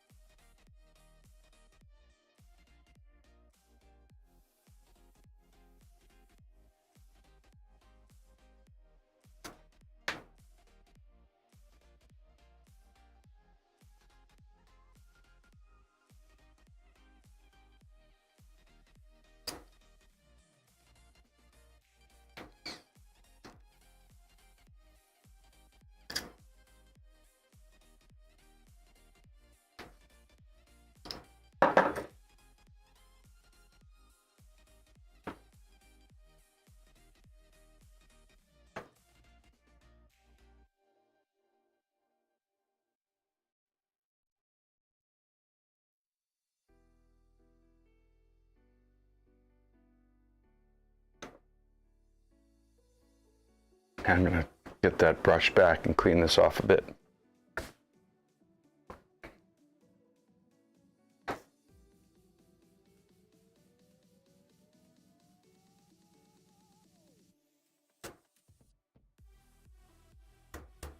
There is a lot of gunk from stuff.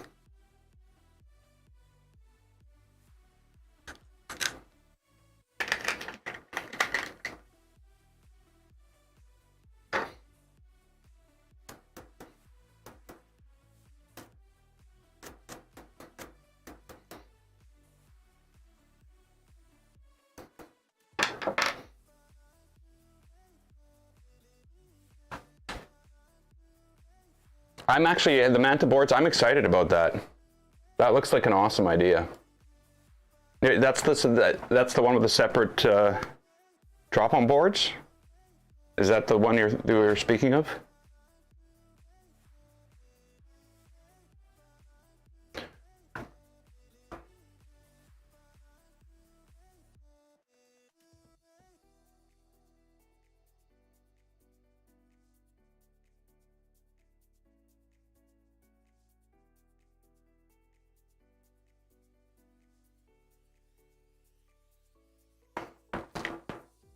So that's M330s.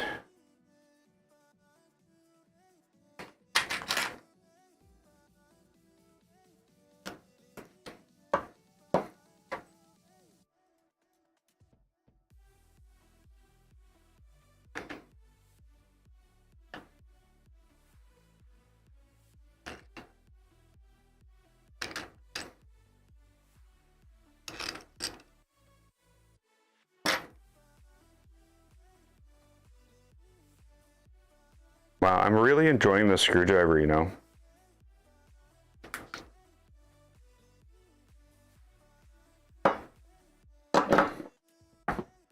I know that might sound completely ridiculous that someone can enjoy a screwdriver.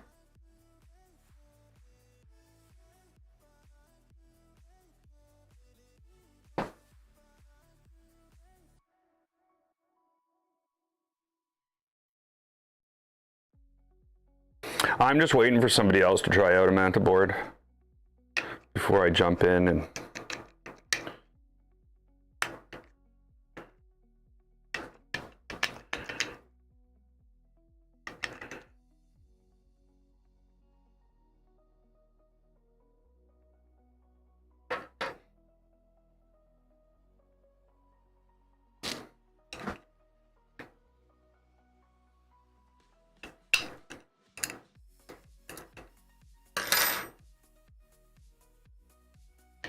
okay, that seems pretty tight. Not tight, but, you know, tight.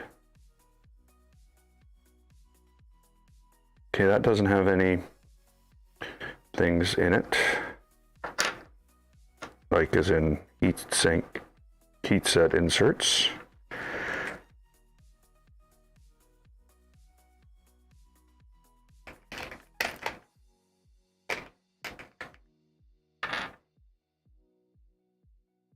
So I'm wondering, I think I'm going to print the entire Nevermore in red, solid red. It'll have black fans in it.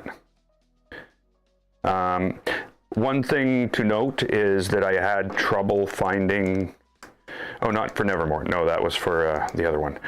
The other one I'm doing, Nevermore is going in here, I think. Yeah, I think Nevermore is going in here. And then Rebreather is going to go in the Trident. I had trouble getting fans for the Rebreather though. I ended up ordering them from AliExpress. I tried DigiKey, I tried Action, I tried everywhere, and they're all like sold out for the next 52 weeks.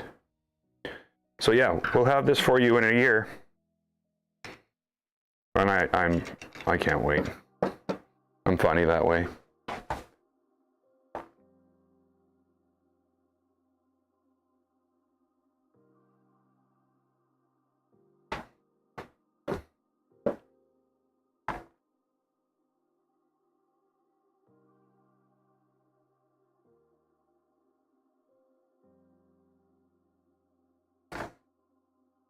I still don't know what size screws go in there.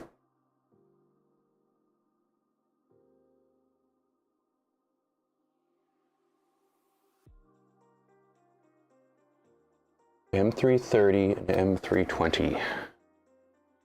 I need a 30.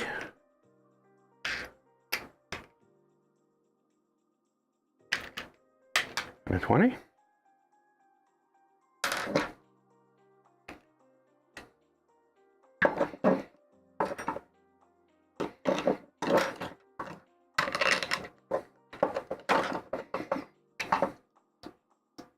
Ah.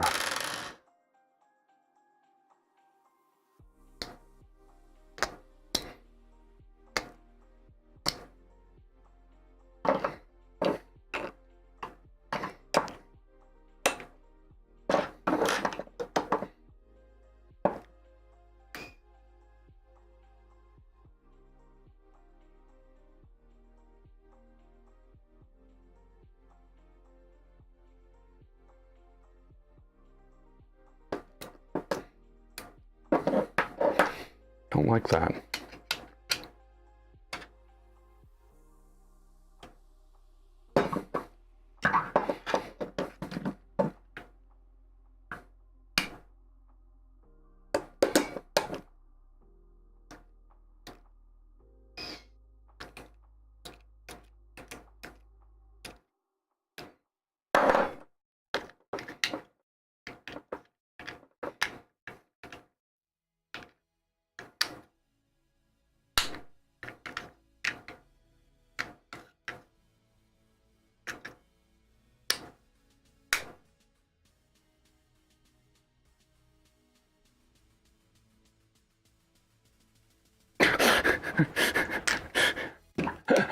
You ever look down and have one of those oh shit moments? Oh shit. Oh, wait a minute. Oh, yeah, let's not do that.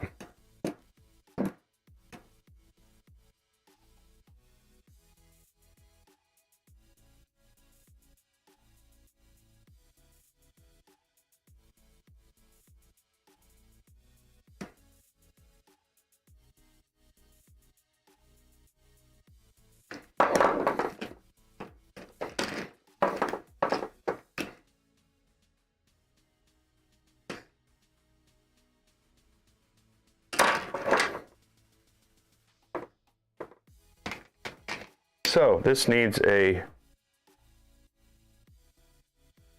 bearing on the top of it, or bad things are going to happen.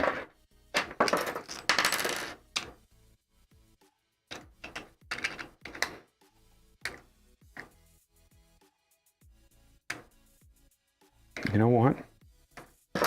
Let's tighten these up.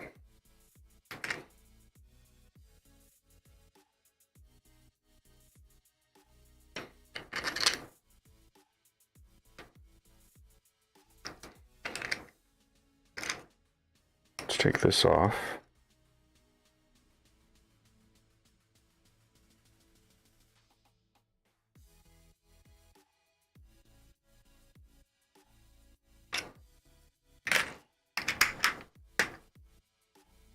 And use one that's just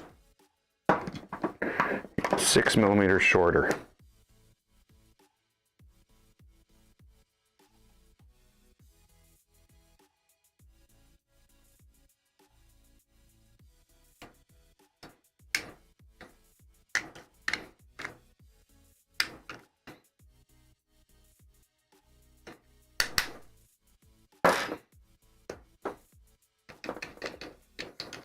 Beautiful. Clockwork has been assembled.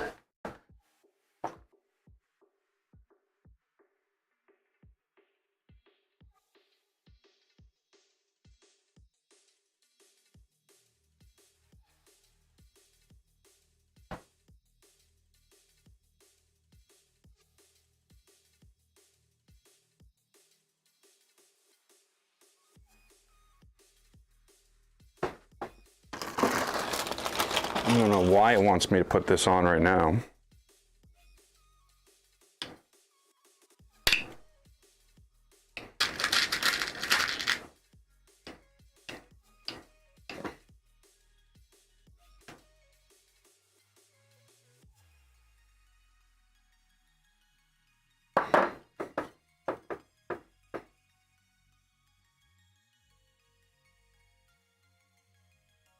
Now M330, M320.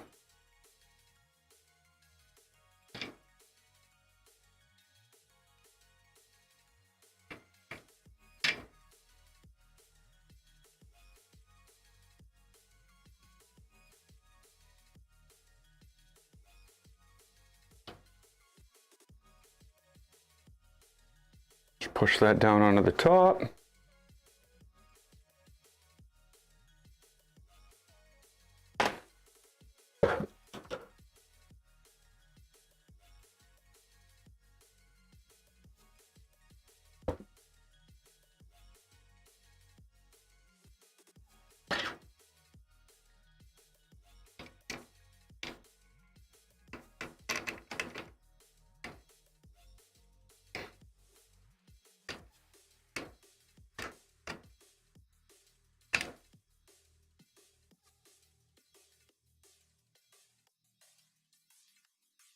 This is one thing I've never liked about Afterburner. Or sorry, I should rephrase that. This is the thing I've always actively disliked about Afterburner.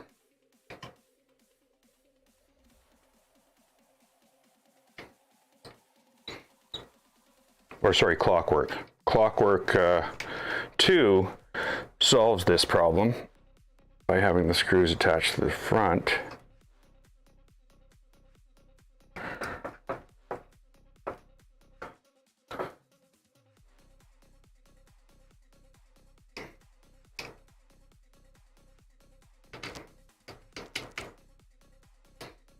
Okay, there we go.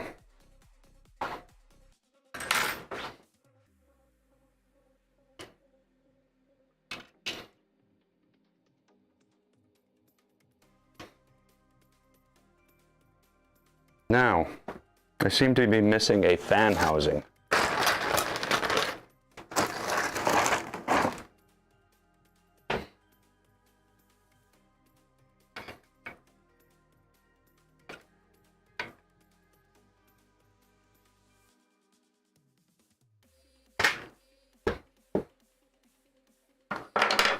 As soon as I find that fan housing, things are going to be great.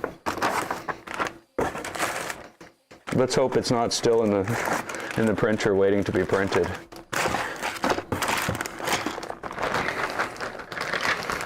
Because that's where I think it is.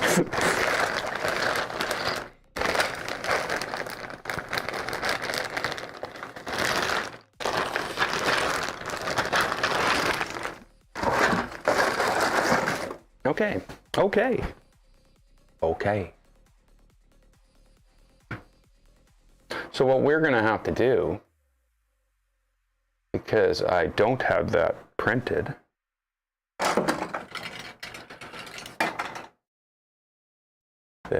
I don't have this printed. It's not like it's a long print, but my printer's printing stuff right now.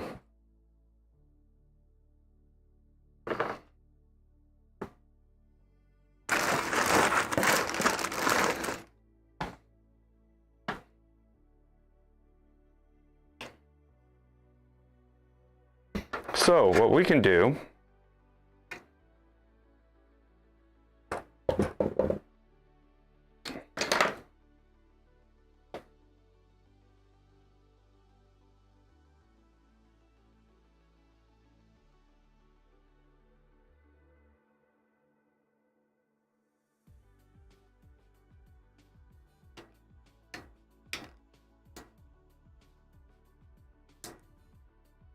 there's that mounted.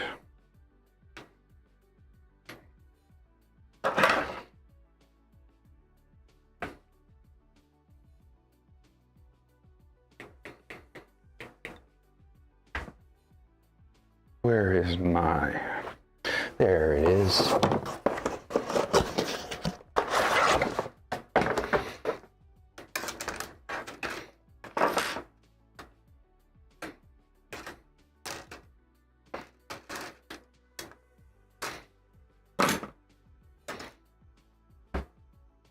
And yeah, I'm lucky to live in a place where all I got to do is, well, lucky and unlucky.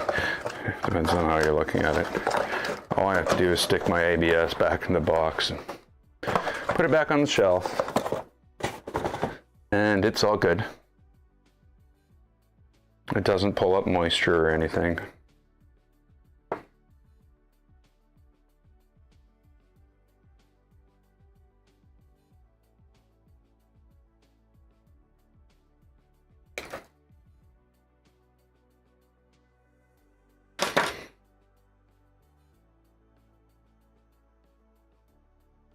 It looks orange. It's not. It's red. It's not that red though. Everything's the wrong color. It's like a reddish orange. It's like somewhere in between there and there. And I don't think this is right either. All the life is taken out of it in that camera. Oh well, I have a camera coming, 4K camera. It's going to make everything in my life better. Yeah.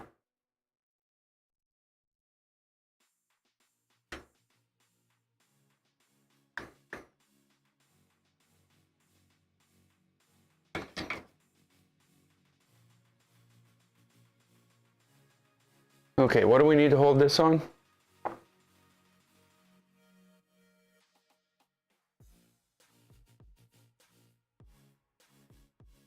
'30s and 12s.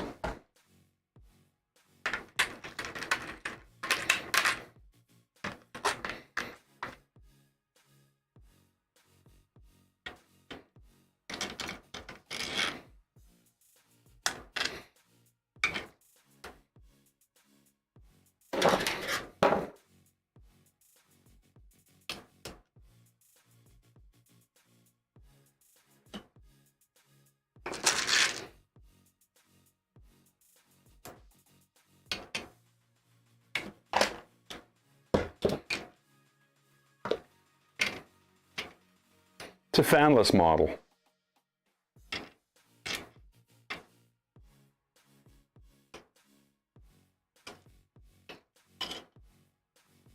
But that's basically what that's going to look like with a fan in the middle. Yay! Let's get rid of these things.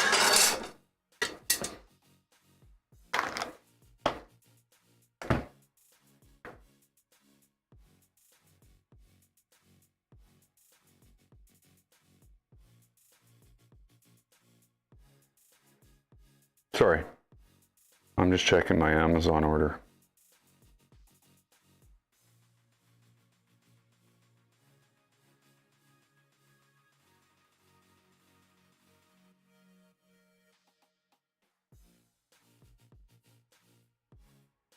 Out for delivery.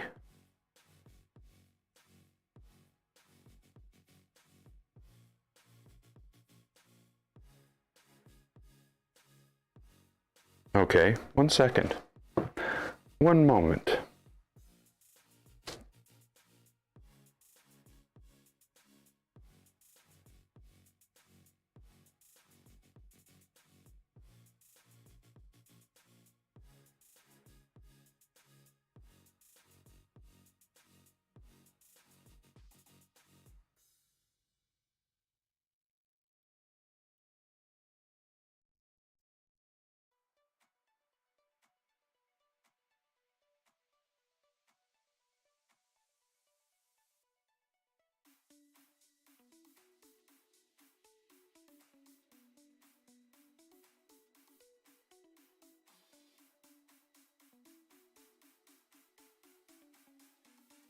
Okay, that's weird.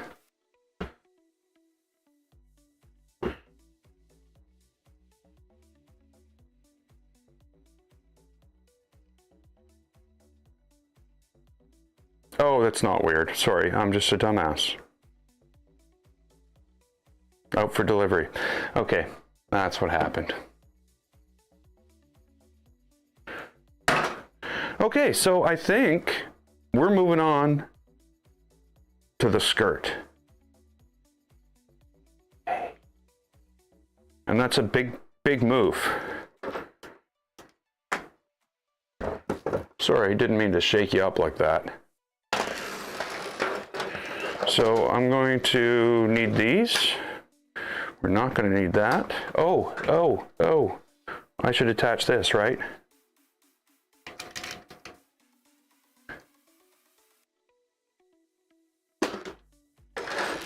Where'd the magnets go? Where'd magnets go? How did magnets go? How would magnets go away? Wouldn't they be stuck to something magnetic? Okay, whatever. I'll just use new magnets.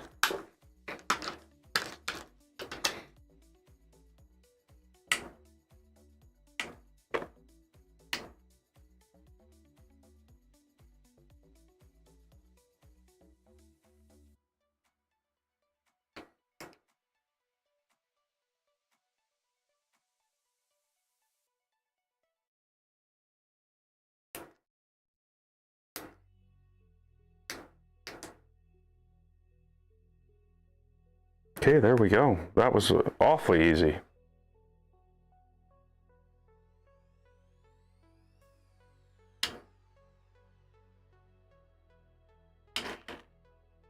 Cool. Okay, so what I find with these, and this is going to sound like genius,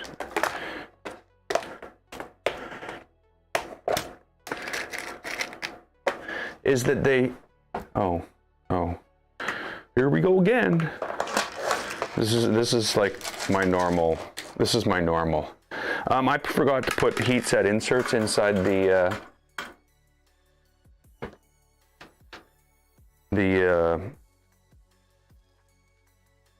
thing.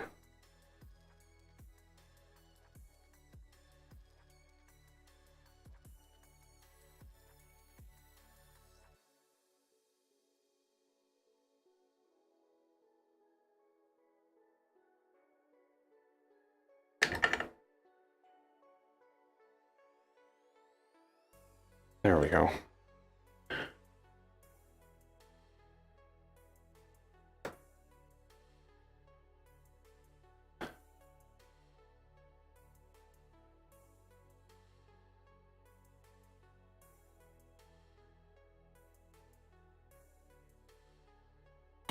So that first insert, I put that one in backwards. So we're going to see how that works. And then what I do is I take long screws, not that long though. Maybe this long? Might not be long enough. Okay, so then I'm going to go get some screws.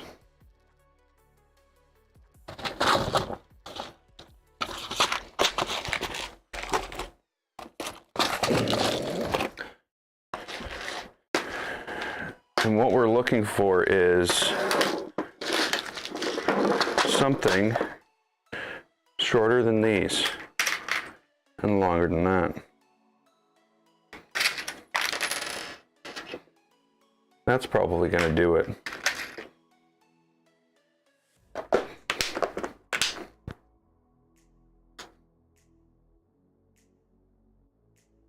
No. That's much too long. Let's go for these, which I think I see 2 of them in there, and that's too short. Okay. Gotcha. Wants these.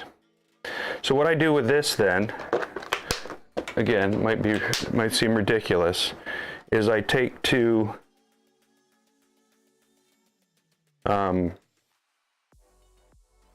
5mm nuts, and I use them as spacers. Otherwise, I find this thing's too far away. Now this works on the 2.4 and the Trident.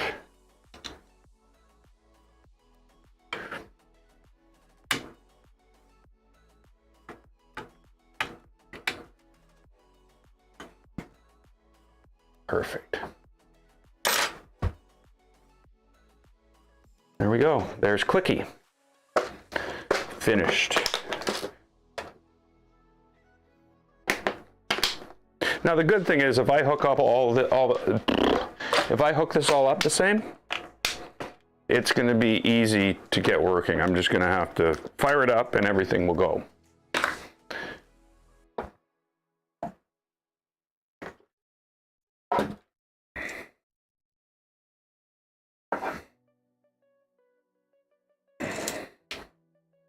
Okay, so now we got this thing on its side. We need to put some stuff around here. This looks like reasonably good stuff. Maybe we'll put this stuff around there.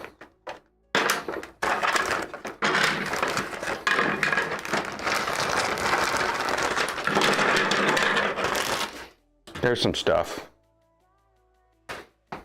So, insets,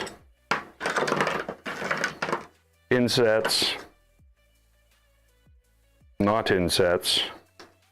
So anywhere there's a hole on the bottom,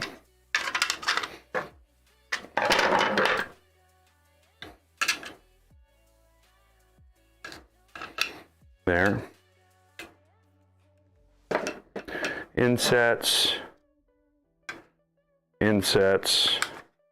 those are all pieces that we need for holding the bottom of this on. That doesn't get insets. I think this gets insets. I don't remember. I'm just gonna put that to the side for a second. Insets.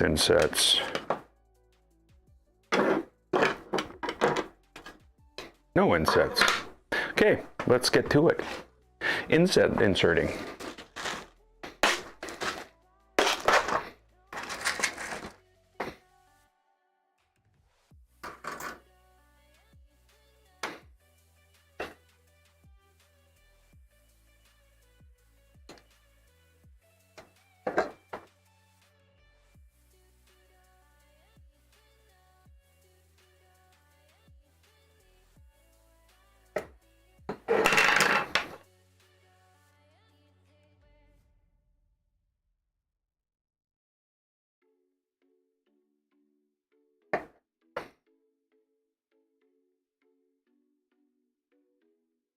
So I thought my Amazon order was here. I opened it up to look, and shows the saw blade as delivered. Of course, that would have been a saw blade that looked exactly like this saw blade and wasn't that saw blade.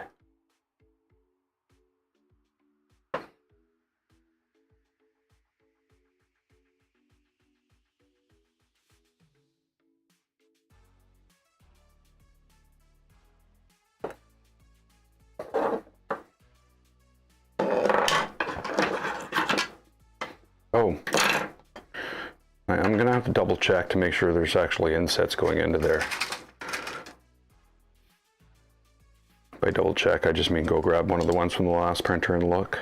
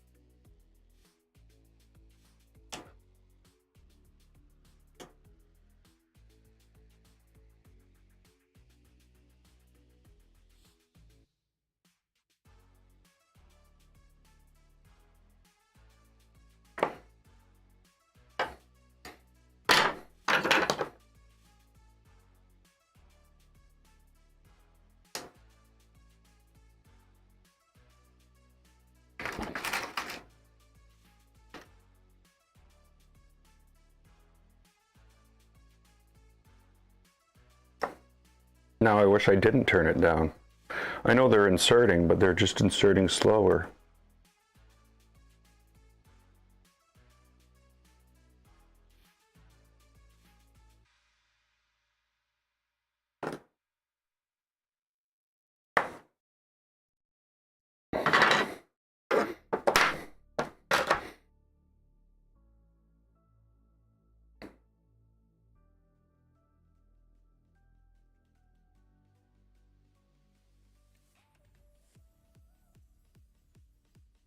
So it's really starting to look like the next stream is going to be the piston bed and inverted electronics install.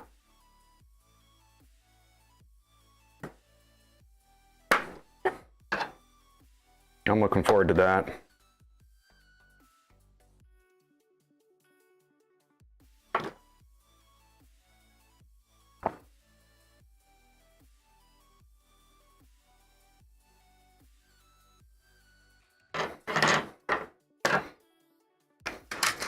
Especially the inverted electronics.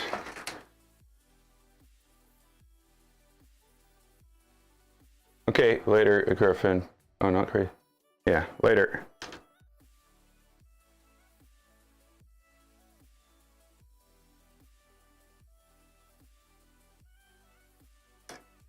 Of course, don't forget to subscribe and like. I probably missed you already, but you know the drill.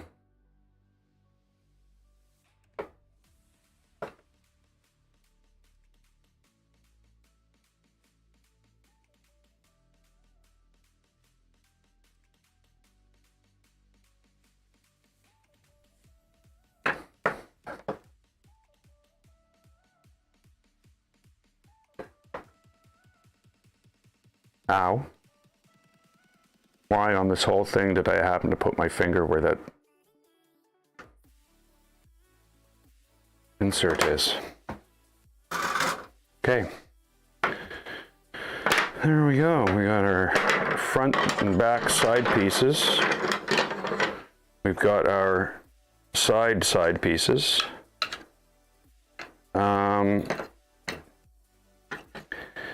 This requires some work as well.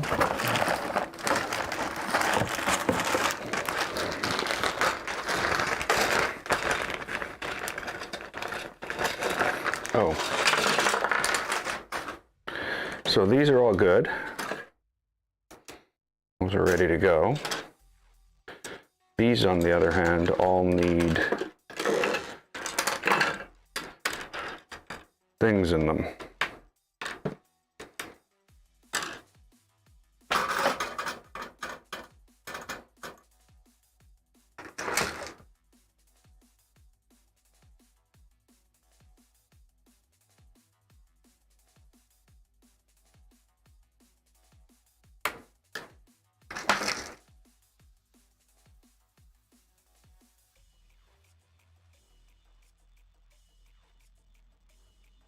This is one of the best upgrades of this printer, is the way the fans attach.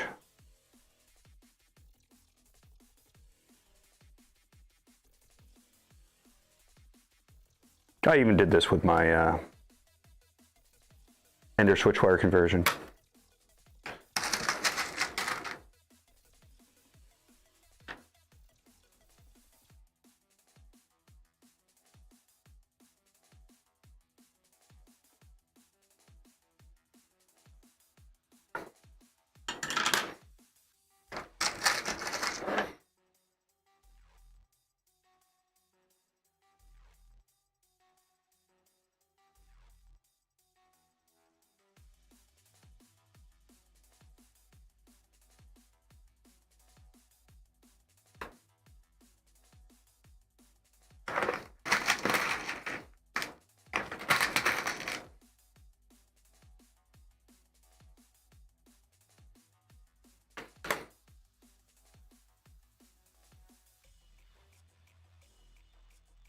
Takes a little bit more than I thought.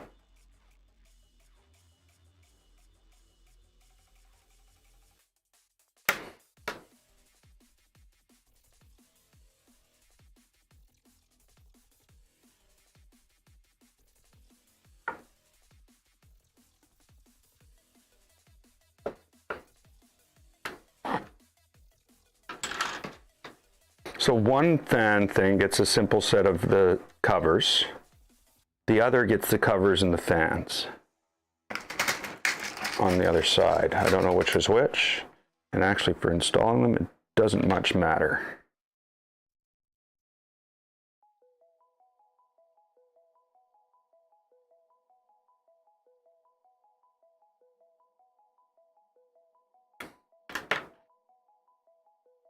Oh, I put these ones in backwards.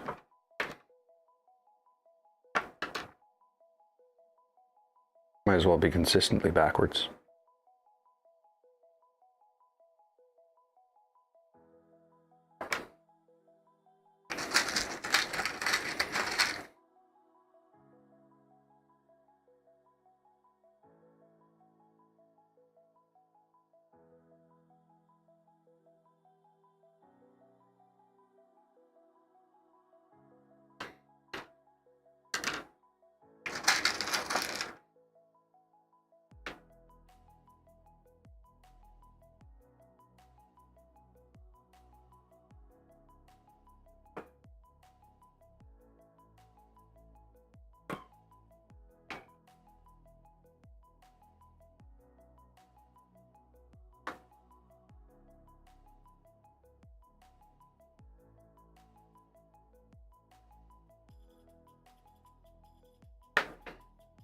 I guess the advantage of putting them in from the other side is that you don't have to, they don't have to be in all the way, and they're still in all the way.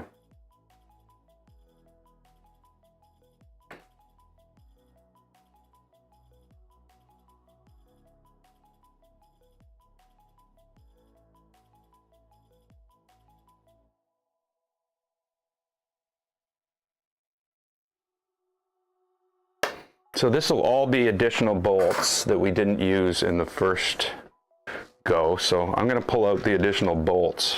I'm going to put the standard bolts away. Not that there's much left to bolt. So I'm going to save those two for the fans. I'm going to use these two for the backers.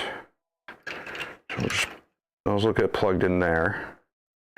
And then we need the matching fans, which I think is like that.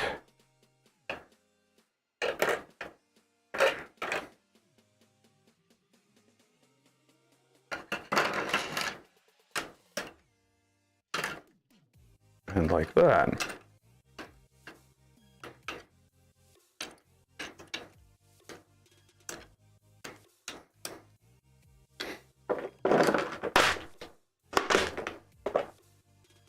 What?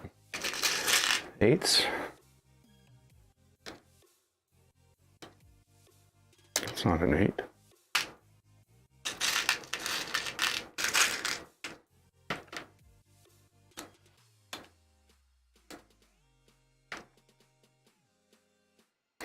Now you could go with button here, I guess. I don't know. I just find these bolts look chunkier on a fan.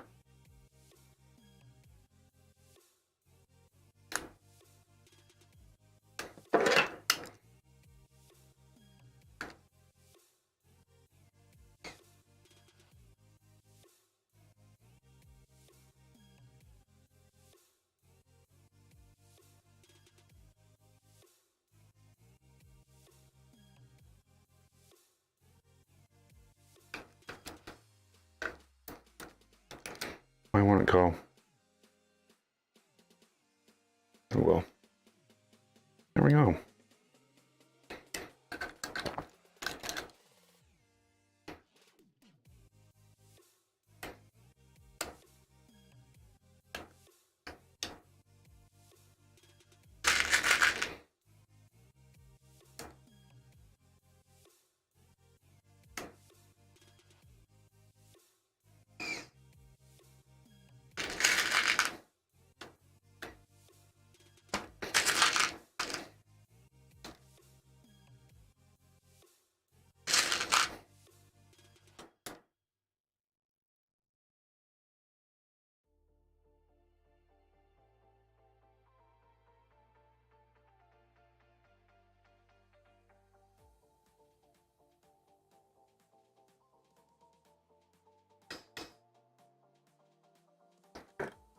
And that's the side piece. I think they look much better than the last ones. Now,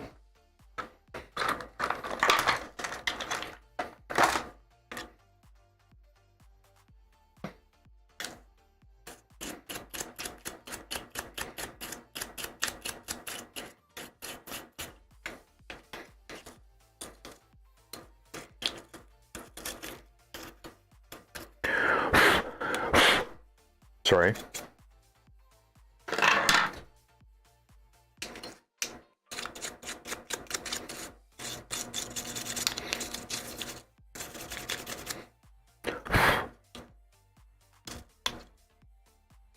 So as you can see, I used the fans.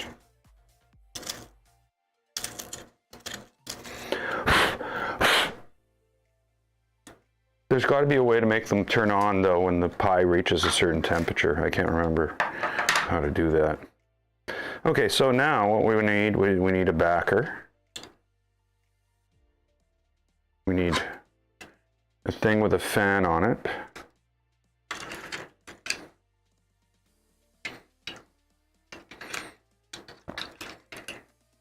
I think I'll try to get the fans near the bottom, come through like that, the wires, sorry.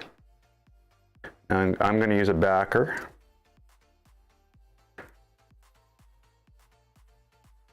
And we'll use a cover. Gotta make sure we get the Voron in the right direction. And there we end up with the sandwich of the whole thing there.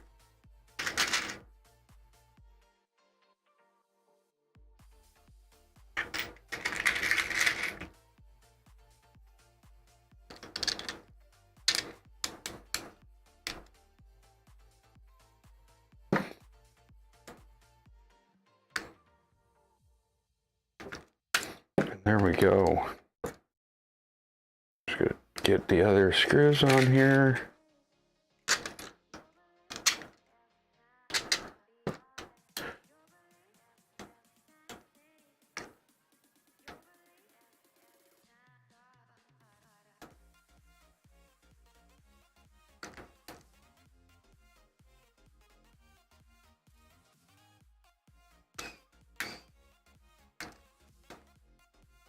we go. One fan.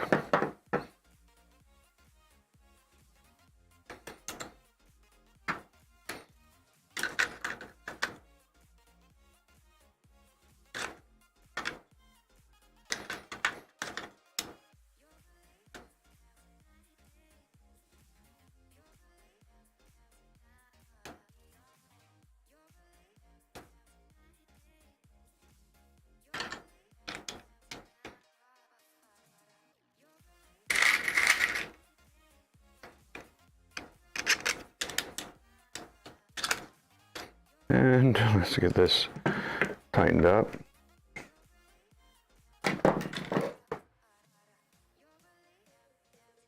Okay, that might be a problem.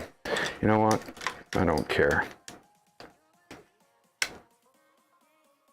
Take that off. We'll turn the fan that way. And that way that we don't have to deal with the wire. It's at the bottom. Well, we will still have to deal with it, but later. You know, basically putting things off till later. Do it later.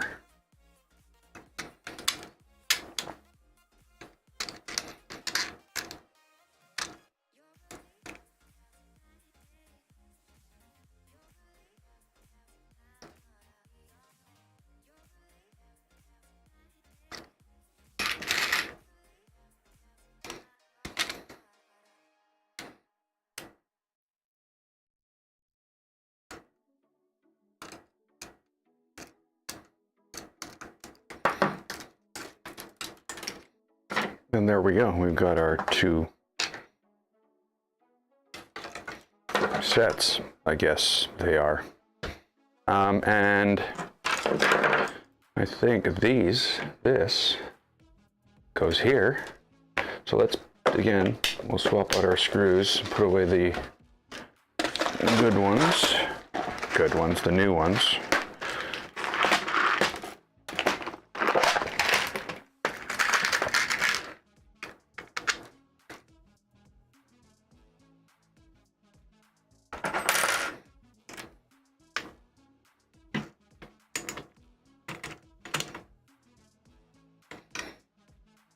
Here's the fans attached.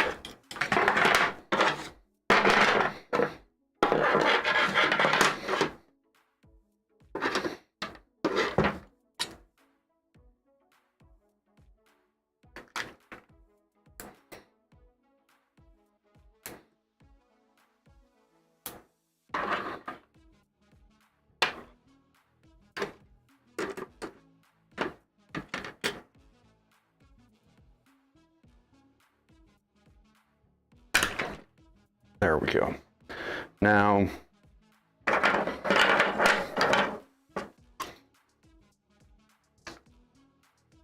believe these are very simple. Oh, wow, they're much simpler. They actually just use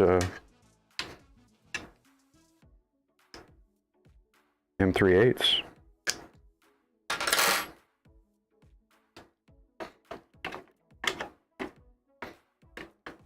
Wow, thing looks nice.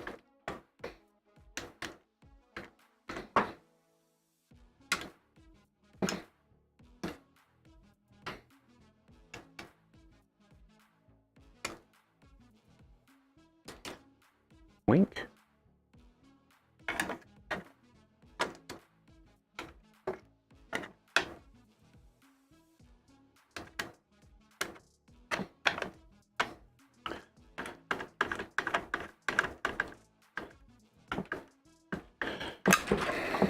So what I want to do here is just quickly loosen this, make sure it's sitting in between these two, and retighten it. Now, we got the same two pieces on this side.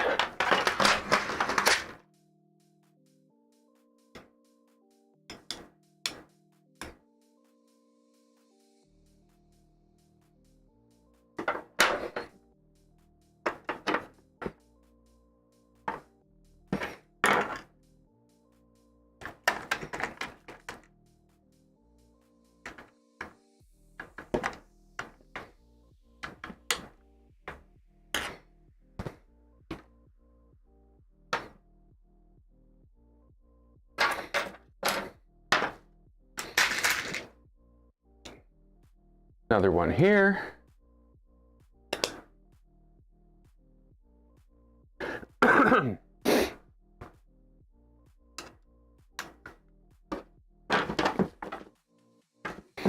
Okay, so this is going to have to move now.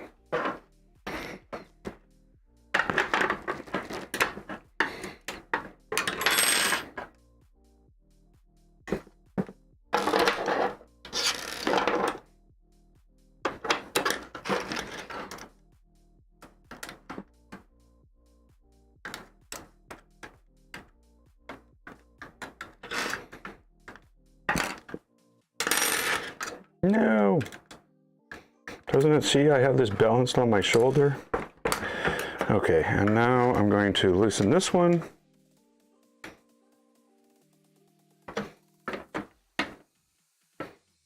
And sort of get it in between everything. And there we go.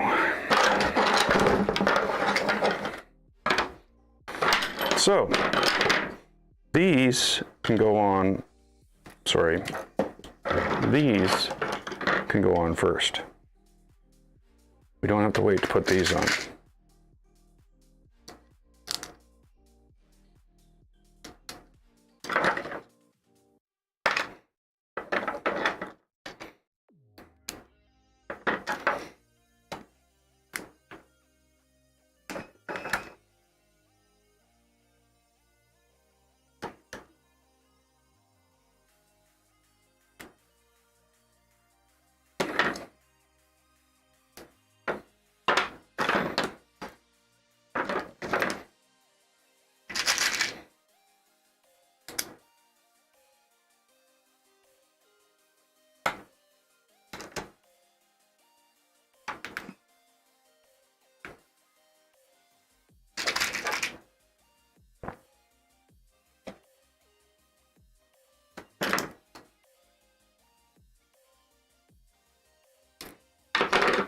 There's the back ones.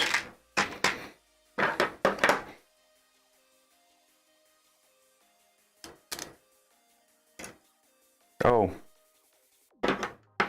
you've got to be kidding me.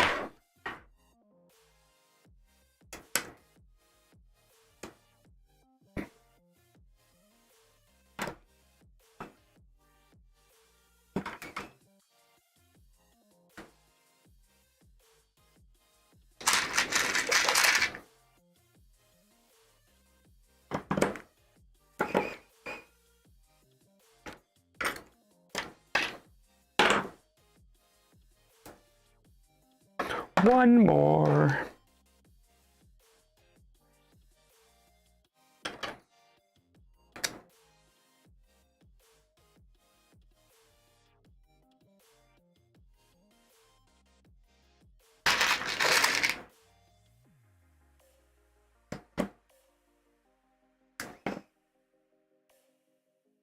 Okay, so that's the front and the back. And what are these held in with? Oh my. These are, again, these are just two M3/8. Okay, so the back power plug, ridiculously, is on, oh no, it's on the right side.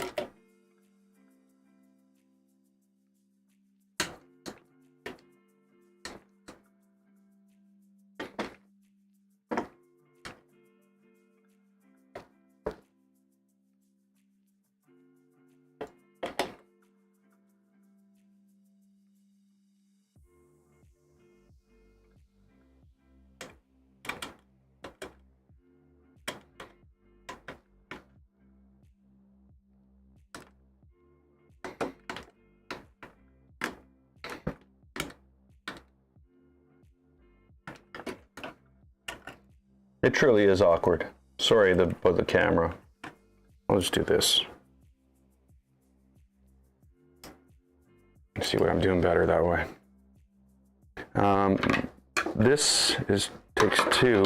So all this has changed. I gotta get some T-nuts here.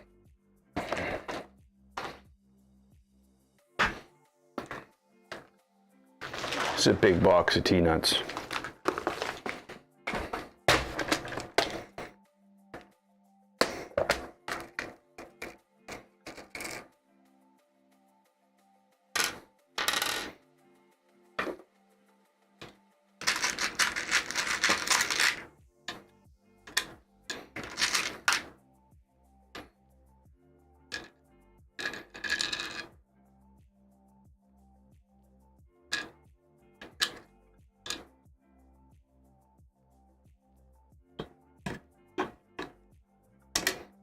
Oh, come on.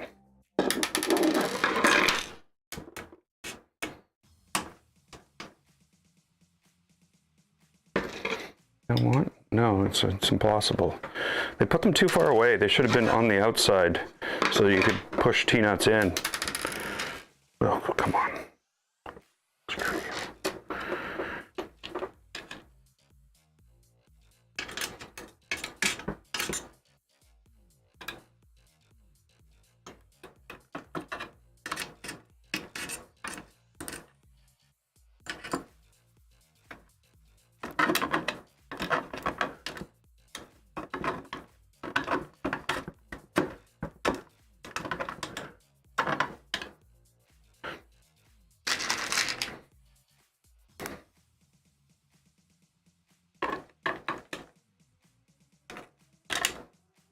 Now that's really awesome. That's what makes this very, very difficult. You get it all lined up, and it moves itself out of the way.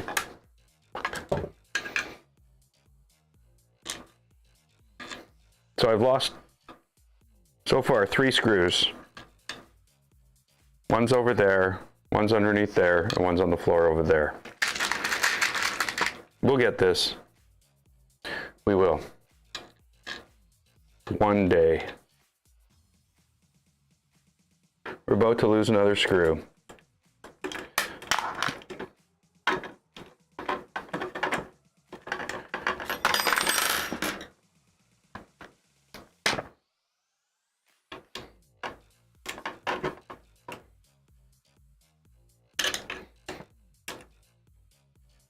Okay, so now I need 2 here.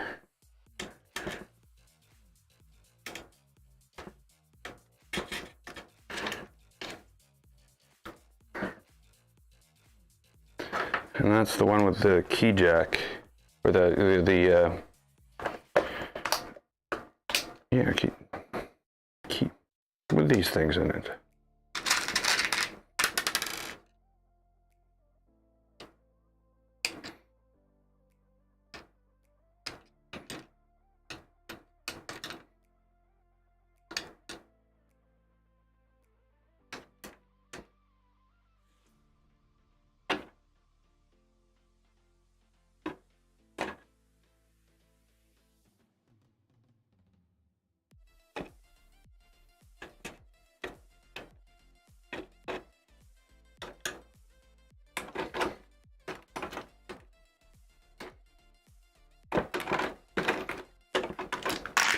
You know,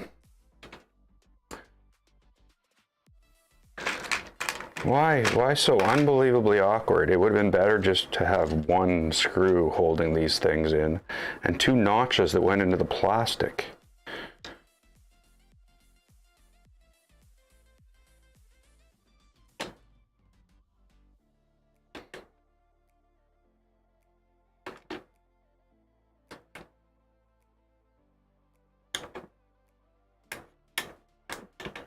Instead, we're playing guess where T-nuts are.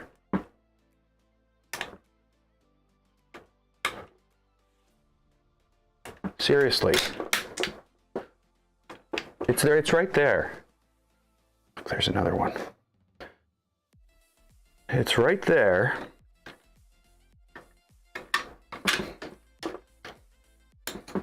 And somehow it's not there at all. It's completely moved to somewhere else. Oh yeah, totally. It just dropped down like an inch. This is a nightmare.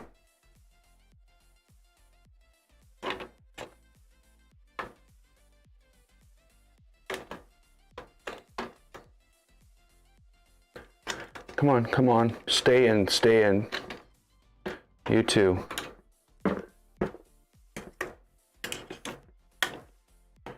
And you know what? I'd be really much more happy with it if they actually lined up with the motors, but they don't. Okay, so this needs to be moved up.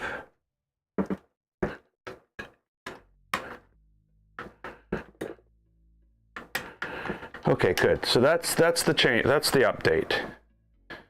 There's the stuff across the back. Whew, I'm melting. Now the stuff across the front should be exactly the same. Other than the fact that none of the things line up. The motors don't sit in the center of the circle. It could be because every one of these things is on backwards.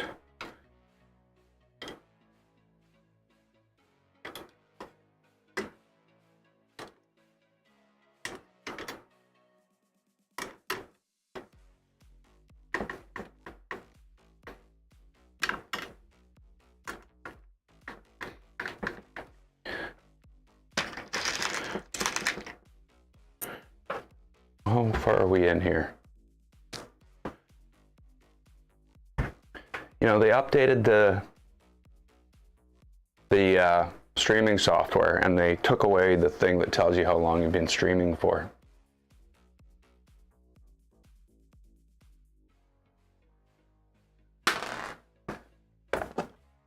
Okay, it'll be 3 hours in a couple minutes. Okay.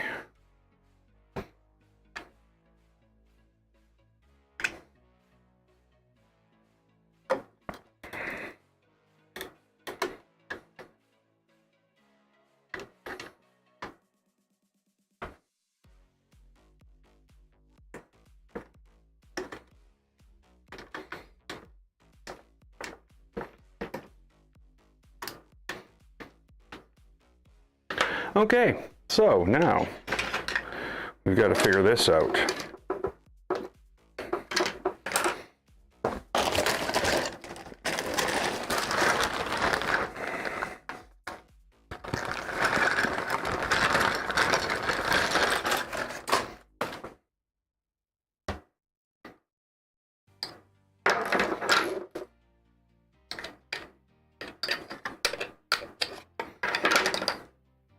Let's find it in the instruction manual.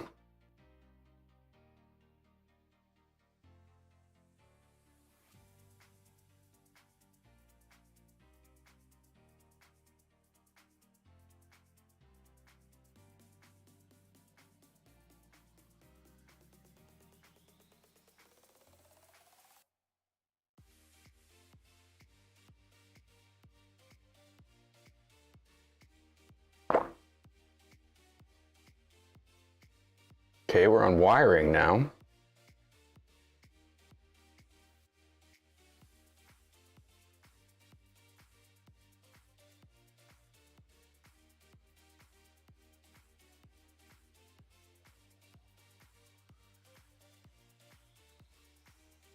Drag chains.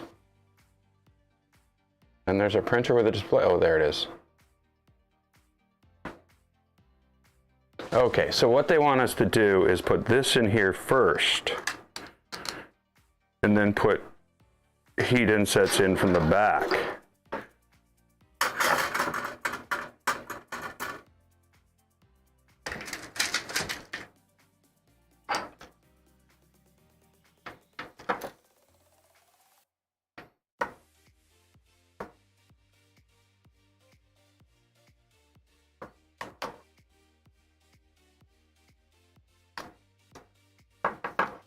I don't know.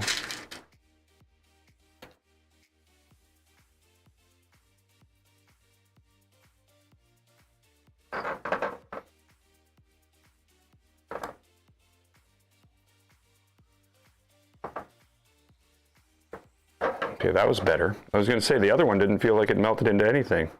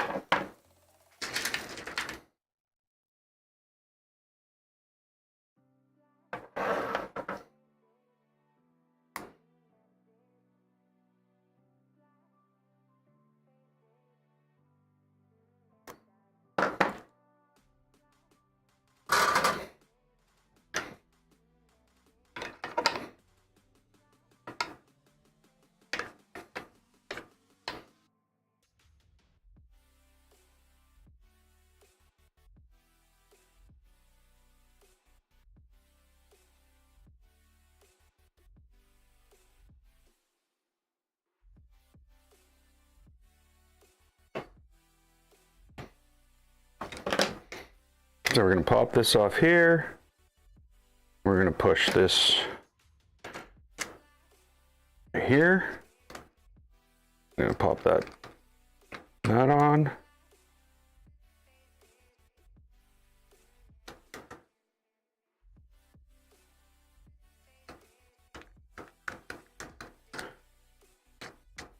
And it screws down.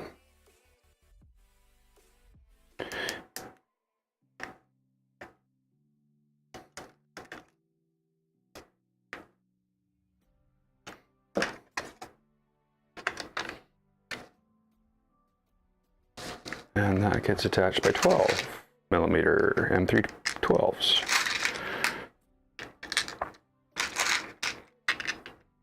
I like how they got a dot and a double dot next to the thing. That really helps.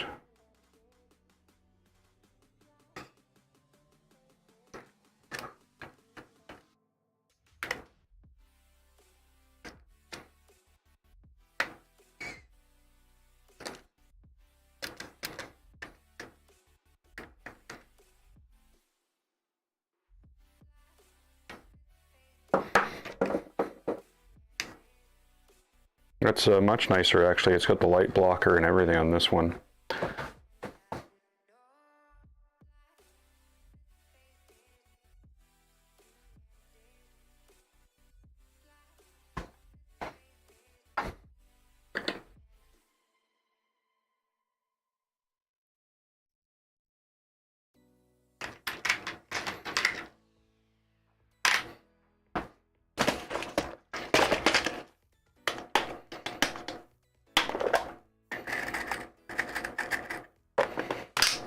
Pretty sure this is a 40mm screw.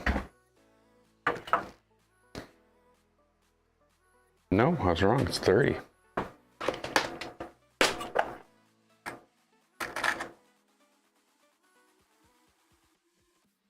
$35. 40.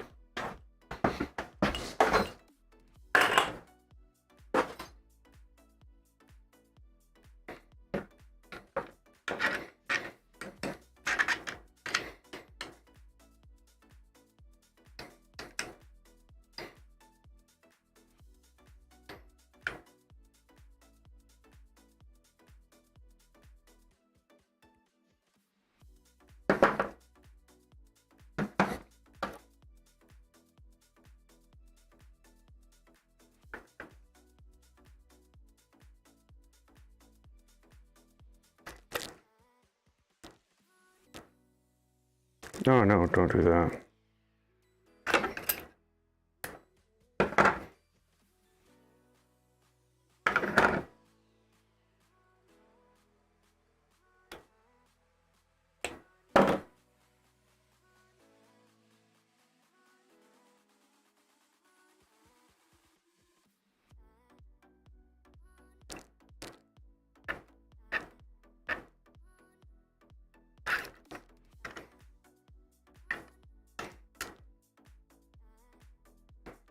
Ah.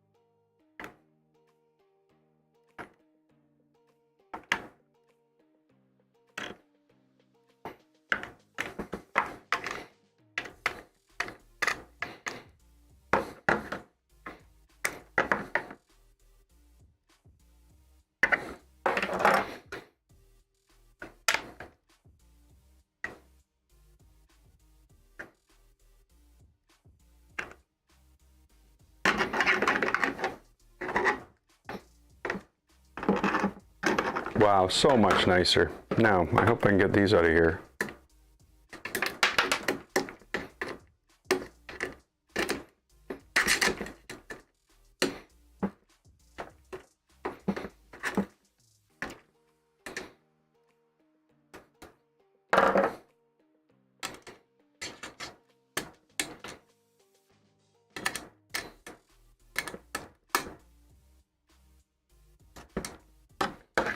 What would that be, 12s?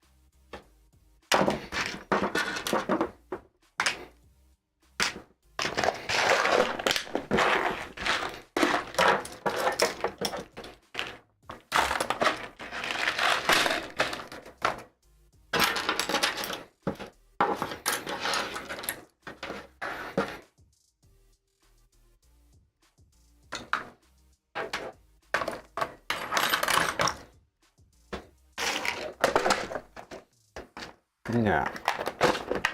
Now, all the four, I don't know. It was a mistake putting the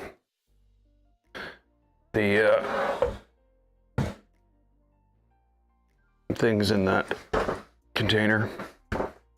Okay, so this is where we're at.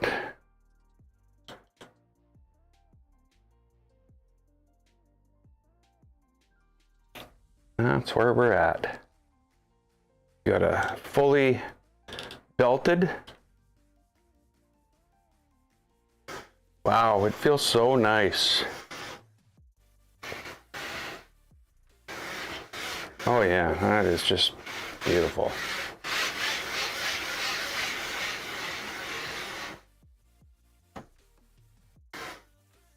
Yeah, we've got our skirt put on. It's really starting to look good. I like it.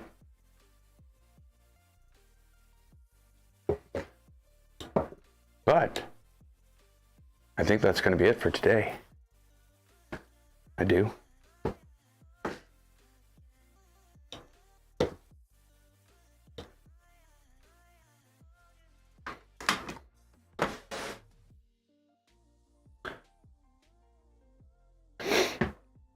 So I'm actually quite pleased with the progress. You know, I feel stupid that I missed a piece, but oh well.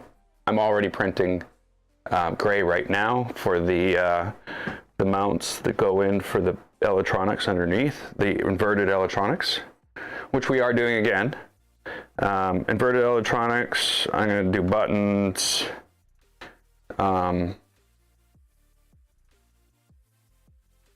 You know, I only use one of the buttons on the front of the other one. Maybe I shouldn't do buttons, but they'll look cool.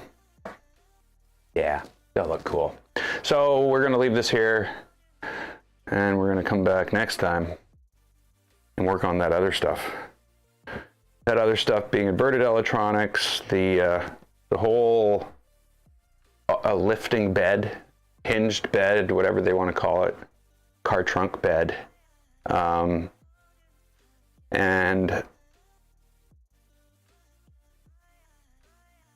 And in closing, I've got to put all the 36 clips on here. I've got to get the clips for the back printed, and then there's going to be the wiring. I think I'll just hire somebody to do that. Not really, but yeah, I'm really happy with the way this looks. I like the colors. I'm very pleased with the way it's turning out, and I'll be back in no time at all. I need to fix that though, so I'll be doing a little tuning to the things I've done. But yeah, all in all, good to go. I'll see everybody next time.